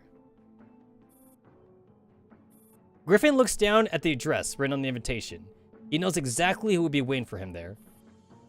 This must be Faustus, dear. Please inform Mr. Oberstein that I most graciously accept this invitation. Griffin rises to his full height and is just about to stow the invitation in his pocket. But Schweinsteiger keeps his fingers pressed on the invitation, with seemingly no intention of handing it over just yet. What is the meaning of this? There is another personal matter. Please go ahead. Oberstein is plagued by the past because of something. At this point, I believe I have the right to know what it is. I'm sure you know me much better than I do. Lunacia. Oberstein's daughter. What exactly happened back then? Yo, this whole game literally only exists because of Lunacia. Because of the incident. There would be no game without Lunacia. Cause William is the reason that William fucked everything. Griffin's eyes the general before him and suddenly realizes he has not taken a single sip out of wine glass.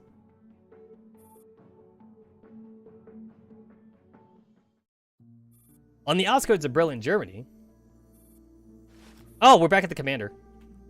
Moist soil slips through the commander's fingers as he stared at the freshly relayed earth in a daze. Sorry, Commander. This is all we could find. That's alright. The commander takes a long piece of metal sheet from row 635 and sticks it in the ground in front of them. Here lies two pure souls, who gave their lives to light a candle in the hope for the world. It probably is for the best we leave out their names. Someone will remember them. We will, at the very least. He touching grass, yo! He touching grass! Go touch some grass. The commander claps their hands together and closes their eyes in silent prayer. After a short while, they stand up and dust themselves off. Are we really not taking them back with us? We don't have time for this. We're in enough danger as it is.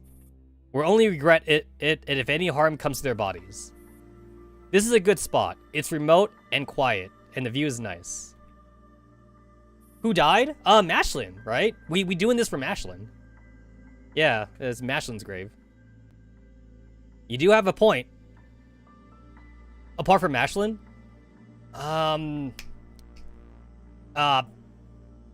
Fuck. It's definitely not Team Griffin. We're not talking about Team Griffin. Didn't like, oh, it's Light. There we go. Light. I forgot him already. I'm sorry, Light. I already forgot about you. Yeah. Oh yeah, no, Ricky's right though. Ricky's right. Yeah, the kid that Mashin was also trying to save. Yeah. Light never met Shikike? Yeah, you're right. I was trying to remember like important people. I'm sorry, random kid, you're not important. You're not important to me. I remember Light. But yeah, in the village, like when they were all blowing themselves up, right? Everybody was like a suicide bomber. And then like Mashin was like trying to save the little orphan girl. And then the orphan girl was like, "Oh, Miss Saint, I always knew you would come back for us." And like whatever shit like that.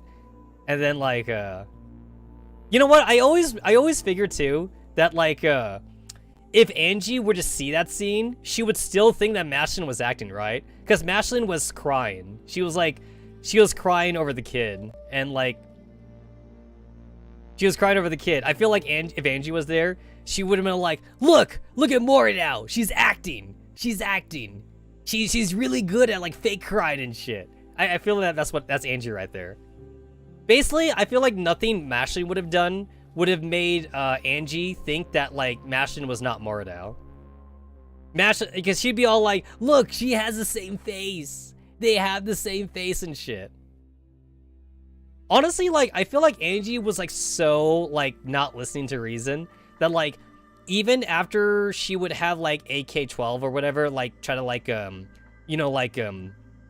do some like EW on her, electronic warfare, like, you know, she would get the same answer that like the commander got from Dandelion. You know, they'd be all like, oh, like we can't find anything because like her memories are fragmented and like, you know, like it doesn't make any sense or whatever.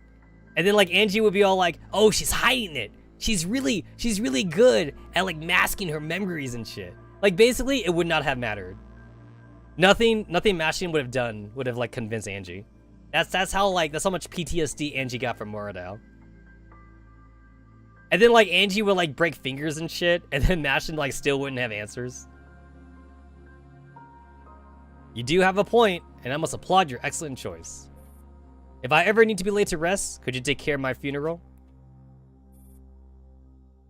Ignoring 45's quip, Star 15 silently follows the commander's gaze and contemplates the crude and simple gravestone. Let's go. Okay. 45 watches on. Then with a shrug, she turns around and heads back towards her vehicle. 45, this is bad. What's wrong? While everyone else is in solemn mourning, 9 suddenly calls out urgently from inside the vehicle. Get in! What happened? 416 turns her head angrily and glares at the restrained Moradao. What we were dreading came true after all. This bitch somehow opened a crack during our interrogation and broke the electronic seal for a short period of time. Though we pulled out just in time and closed down the signal flow, she still managed to get a message out. What? What did she send? I don't know, but if it were me, I would definitely go with our location. SOP 2, AR-15, get.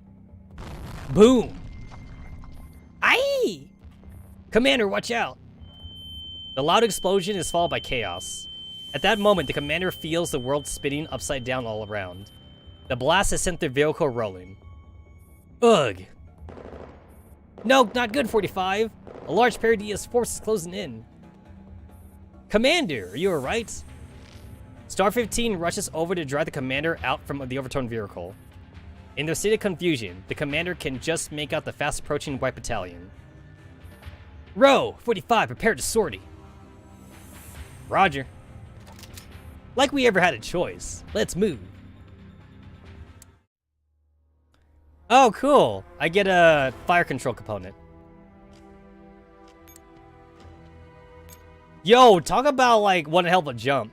We go from like 4,000 strength to 28K. What a big jump.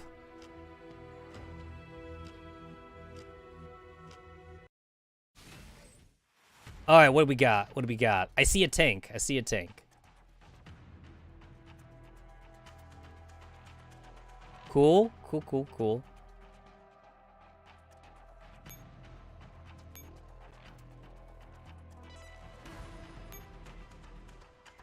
That's a lot of dudes, yo. Capture any of the marked points. Cool, cool. Alrighty, alrighty. I see a heavy helipad, so they obviously expect me to use Hawks. Makes sense, makes sense.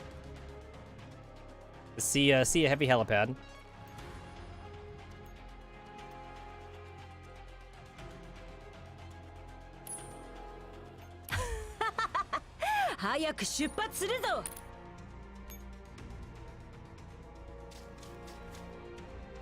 So I guess obviously I want that heavy helipad.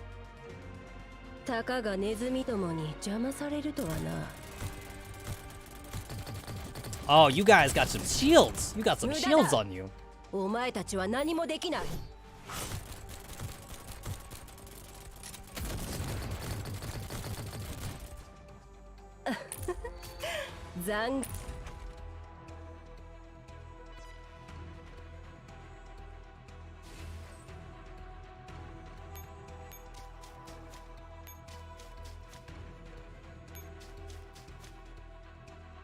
Alright, so I see you. Yeah, you're just, Alright, cool, cool.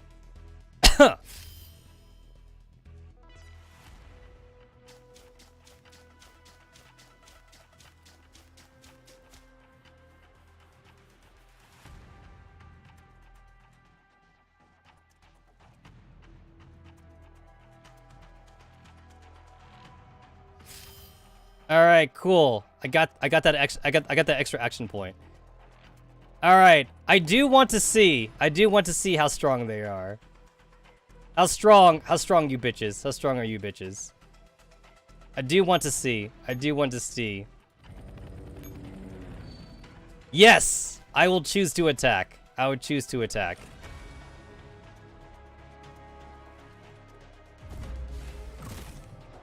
How strong you guys?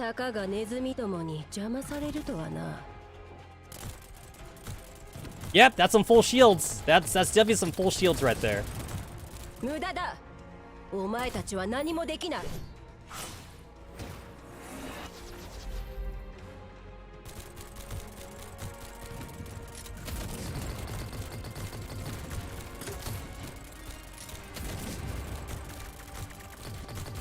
Absorb those shield, absorb those shots, Alchemist. You got it. Absorb those. Absorb that shit.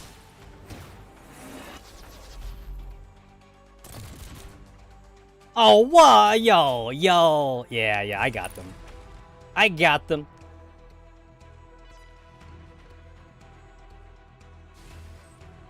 Nice.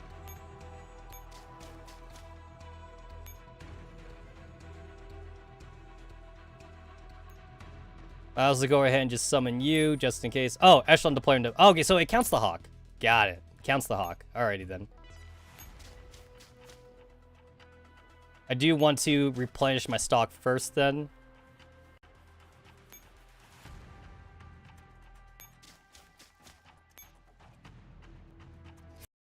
Cool.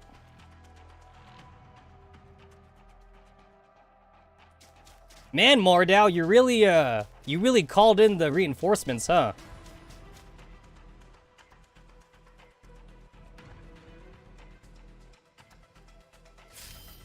Mordau ain't playing. She ain't playing. Oh.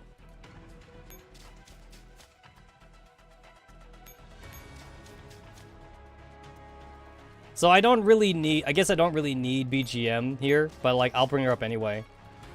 I got the spare action point.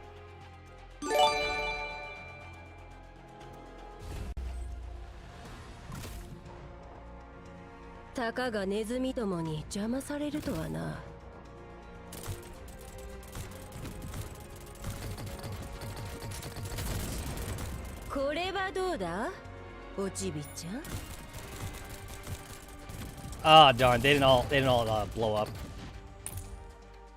I love seeing enemies fall to Alchemist's skill. I love seeing that shit.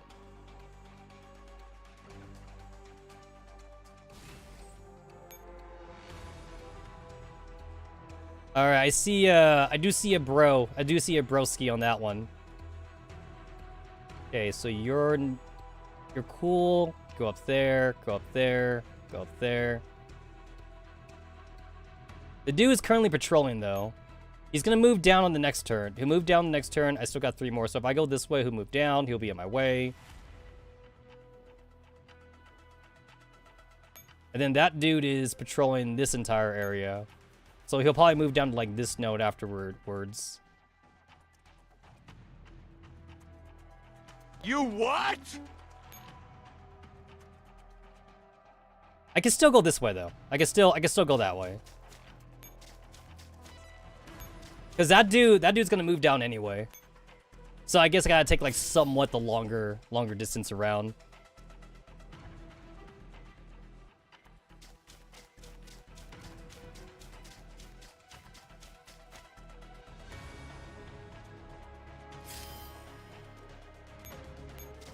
Yeah, so the dude's in my way, so I'm just gonna have to go around. Easy enough.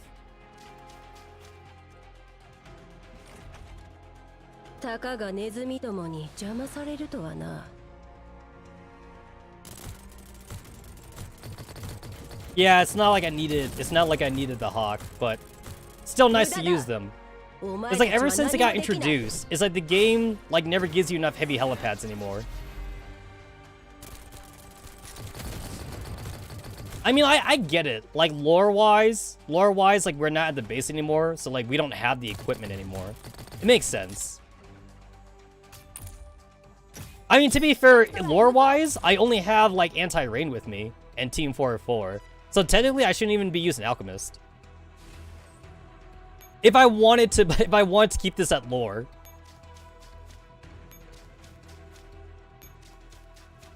I don't think I have the utmost confidence if Anti-Rain and Team 4 getting through these guys, though. I do not have the utmost confidence in them. There isn't like a single white rifle. We don't have a single rifle, like, main character, actually. Everyone's a fucking assault rifle and SMG. 私は最新のアサルトライフル F2000 です。指揮官、遠慮なさらず私と仲良くなりましょうね。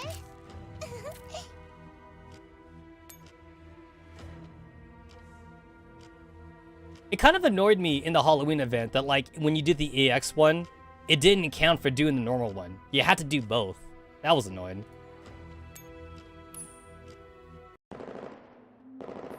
On the outskirts of Berlin, Germany. Braced against the overturned vehicle, the dolls finally managed to eliminate Perdia's forces. How? How? I don't see it. I literally don't see it.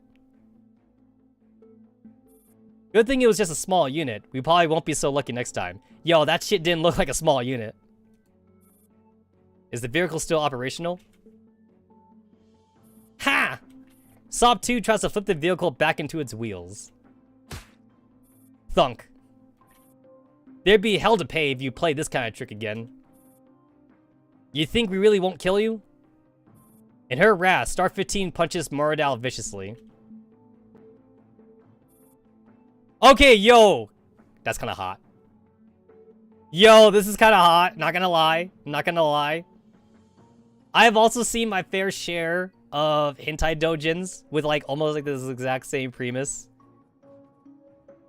I love the blindfold. I love the straitjacket. I even love the torn stockings. Yo, this hits me, man. This hits me something fierce. Are there hentai doujins with this? Can I look for a Girls Frontline hentai fan art of Moradal like this? Cause yo, I'm about to pull down my pants right now. And that's assuming I was already wearing pants. Obviously, we need to mentally break Moradal. You see, if we can't electronic warfare interrogate her, then we need to mentally break her. So she needs the commander's D, right? The commander can interrogate her. No, this is what should happen.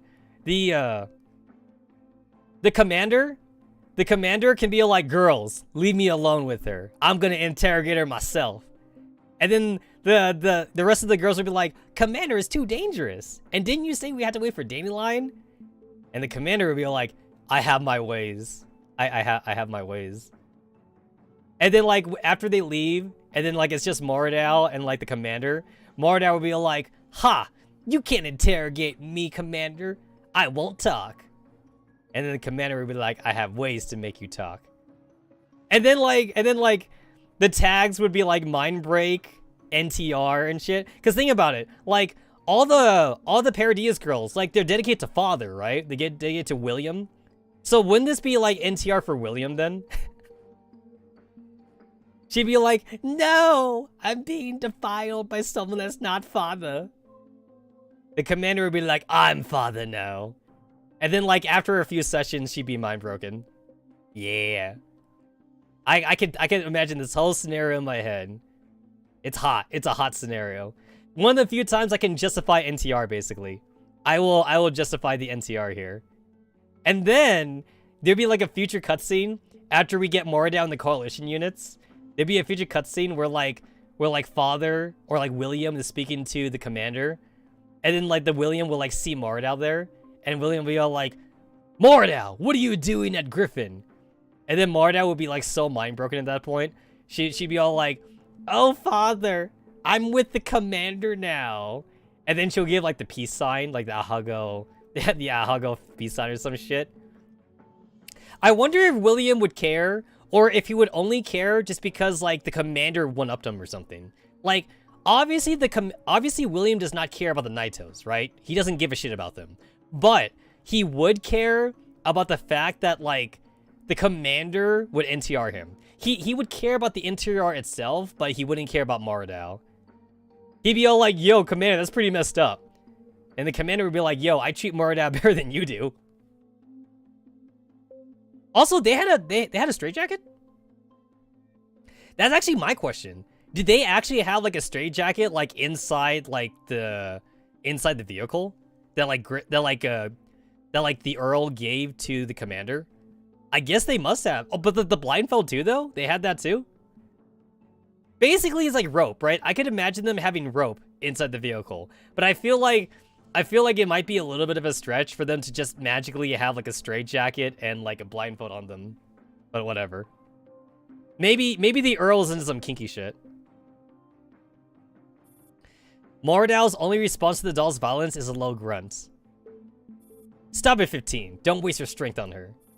Go and help the others. Sorry.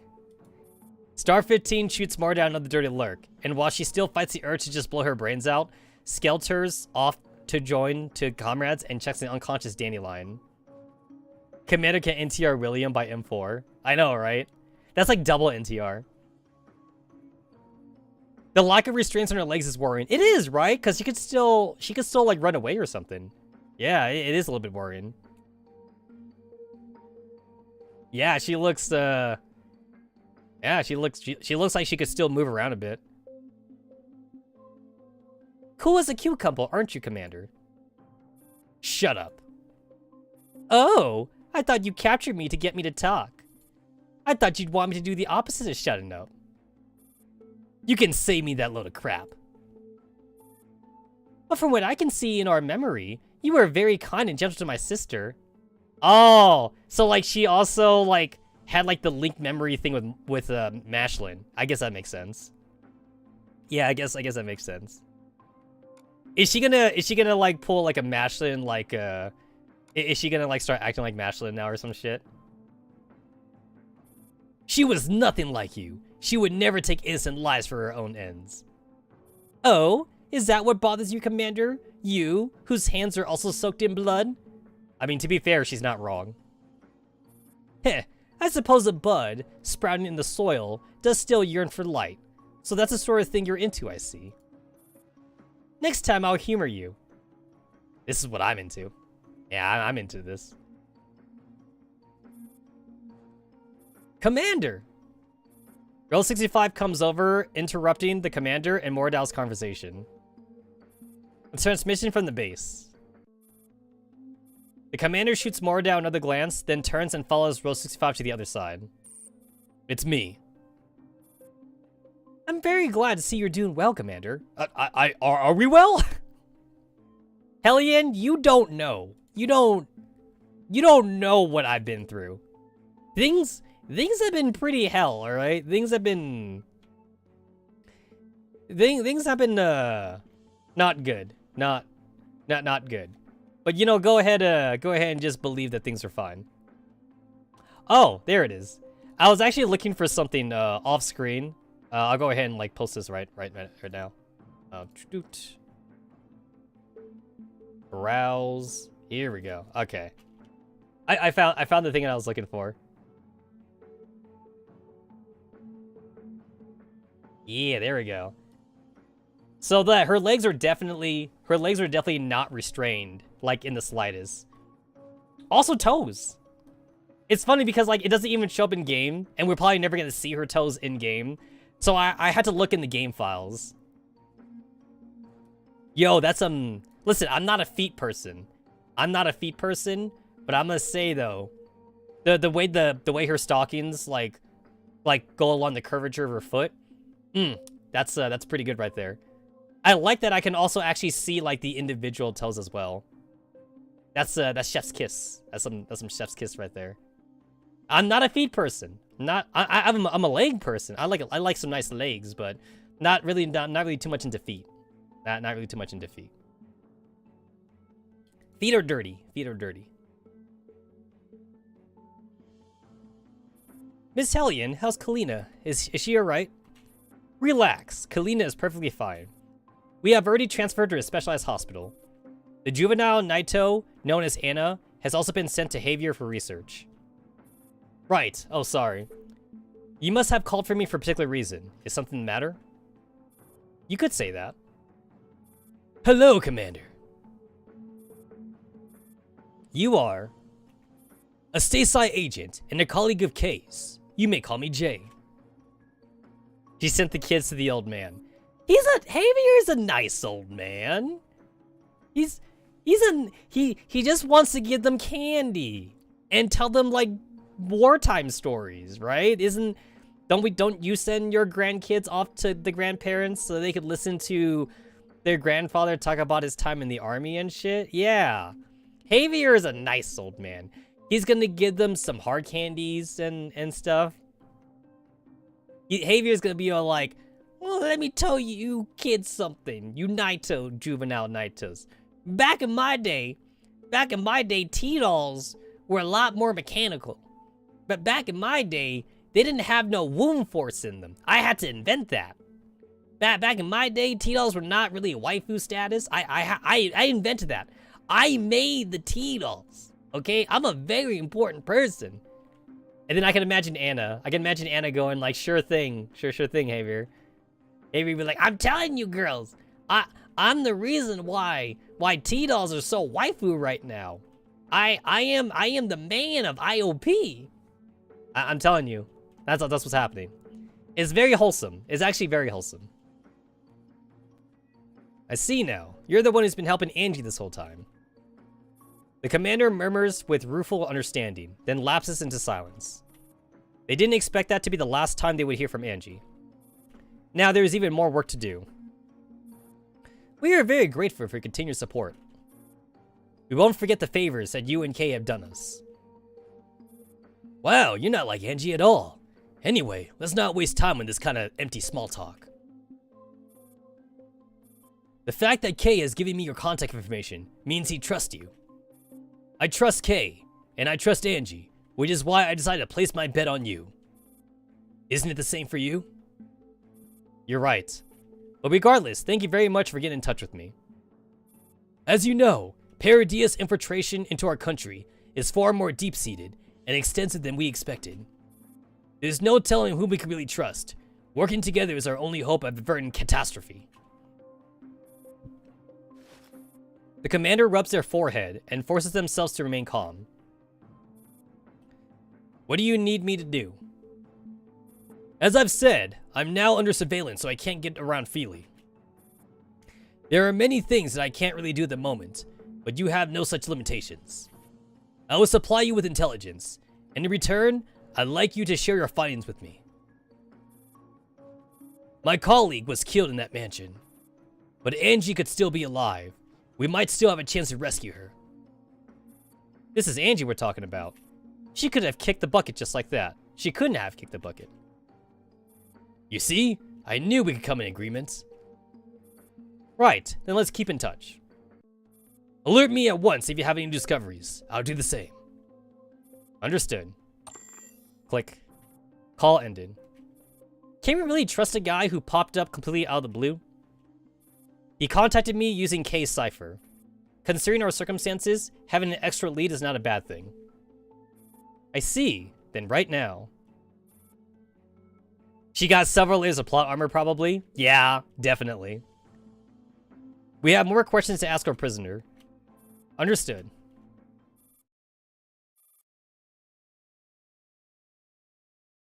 Berlin State Opera. Berlin, Germany. The opera house is soon abuzz with activity and conversation. Then a female singer takes the center stage and bursts into song. Yo, she hot? I remember her from the trailer. Yeah, I remember her. That's a waifu status right there. Also, shit. Kein Traum ist das Glück. Yeah, I don't know how to read that. Her sweet and mellow voice has a certain mesmerizing quality that keeps the audience enthralled. But the question, is she a Naito? Exactly, right? Every time we see, like, a very attractive female character, we always have to question if she's a Naito. Is she a Naito or is she a Super Naito? That's the question. She has a captivating voice. Yo, why are you so realistic? Holy shit. Yo, this is like... Yo, Aberstein, you don't look anime at all. That's like a fucking self-portrait right there. If I didn't know that this was a Chinese game, then like I'd be like, yo, that's one of the devs right there. Yeah, like, Holy shit, is he realistic? And your taste is refined as ever. The legendary Minister Rudolf von Oberstein himself is sitting in a private box and left alcove. The center of power in the entire German Democratic Republic is currently gathered here in this very opera house. The curtain falls, it is now the intermission. Minister Oberstein, a gift from our friend, brought to you all the way from Soviet Union. Ha! Moskovika vodka. Looks like someone is reminding me to not step out of line. It's been so long, I've almost forgotten the taste. He really knows what you like. Oberstein lifts his shot glass and peers at it through narrowed eyes. Let's get down to business. Has he accepted our invitation? Yes, he knew from the start that the invitation was from you. Of course, he is no simple man. I begin to understand why you have chosen to deal with him. However, isn't this too risky? It is not a good idea to agonize a member of the council. Even the Swiss don't dare to get on the Ernst's bad side. If they find out. I see that not only do you wish to befriend the Earl, you are also quite chummy with the Swiss. Still, money doesn't necessarily buy one a friend. One could end up buying a dog. Ha ha ha! Don't worry, General. I promise there will not be another large-scale disarmament like the one in 51. However, that's not my greatest concern. More importantly, let's resume this discussion some other time. Our friend has arrived. Right on cue, Oberstein, a secretary, speaks from outside the private box. Minister, Lord Griffin is here. Please let him in. Yes, sir. A moment later, the door is open. The two men rise to receive their late guest. Earl, you're late. You missed spectacular soprano in the first half of the performance. Apologies. I didn't expect the traffic to be so terrible in Berlin when it's so rainy. It's been a long time, Minister Oberstein. 62 years have passed since we last met, yet you still cut a striking figure. Thank you. The last time I saw you was during the conference on European IT standards in London, wasn't it? Back then you were still a secretary working at the cabinet office. Do excuse my humble beginnings. Well, thank you for your gift. It brings back memories of the Reconstruction era. I thought you disliked vodka. And here I thought Brits disliked leaving their quaint little island. Yet here you are, making yourself at home in Berlin.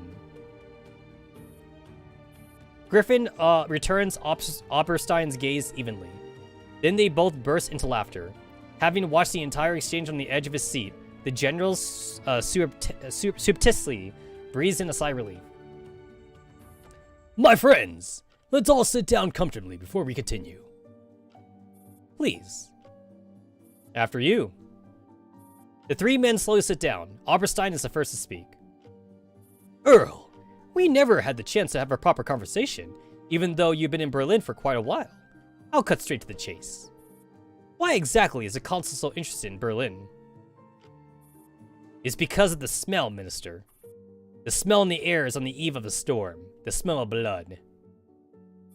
You believe a storm is coming? I believe we're here to discuss how to stop it.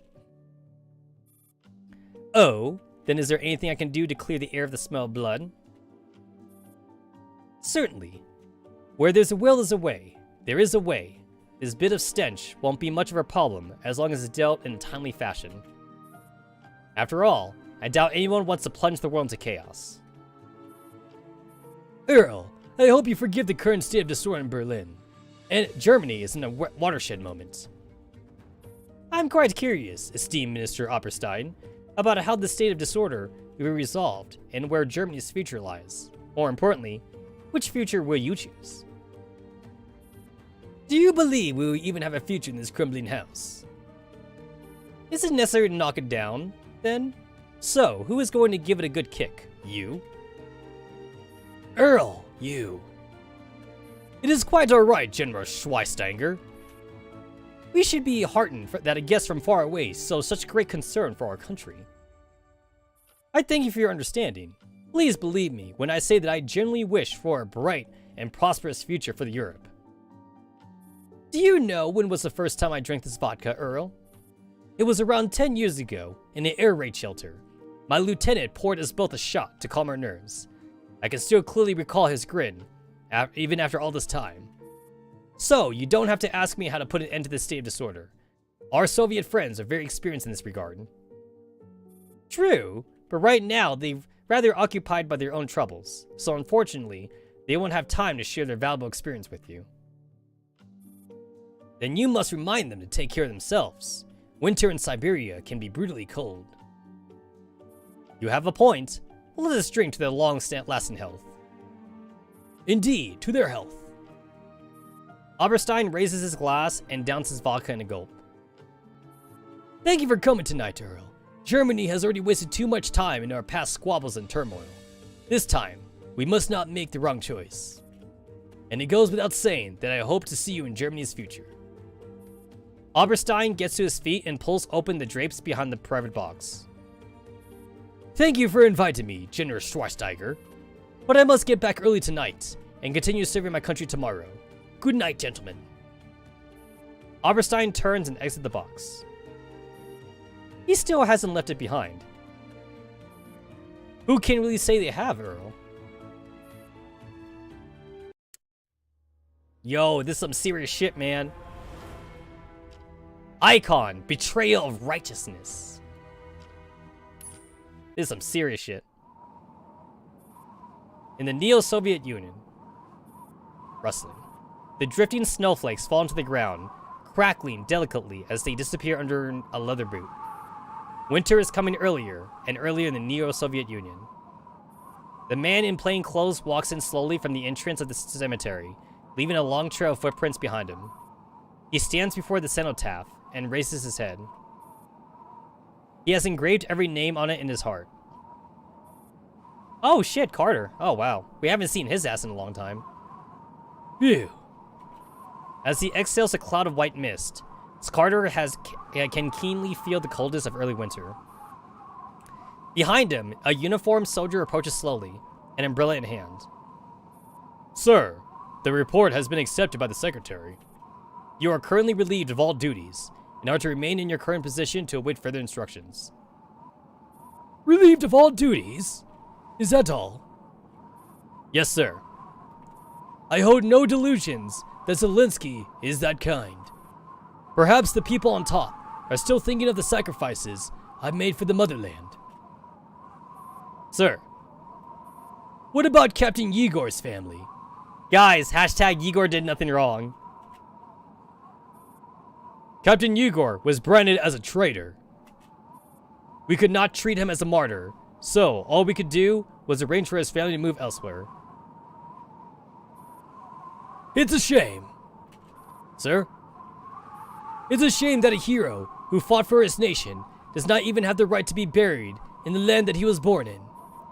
Such a country is no longer the motherland that we sacrificed everything for. Carter looks up at the cenotaph, which is covered in countless names. He takes out a document with an open seal. Sir, what is this? Just a contract. After taking another long, hard look at the document in his hands, Carter turns and slowly walks towards the cemetery's exit. Sir, where are you going?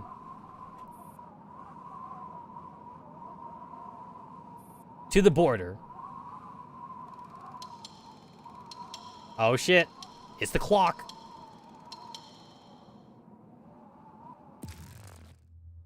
What? That was short. Yeah, that was really short. Wow. I was expecting like a lot more with that. So that's chapter 1. That's chapter 1. I still got 2, 3, 4, 5, and then 6. So that be chapter 1. That be chapter 1. Cool. 指揮官様、先にお食事？お風呂？ Well, that took a while to それ load. ともお買い物はいかが？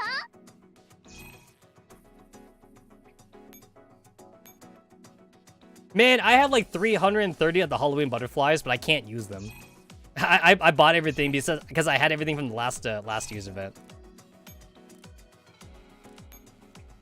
Cool. Well, I think that does it for a good stream. I went through entirety of chapter 1. So, I think that'll do it. We'll reconvene back here on Friday and Saturday to see if I can hopefully beat the rest of the event.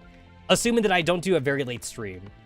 I kind of wanted to stream earlier today, but like I just couldn't though. I had a lot of errands to run. So, I will see ya bitches later.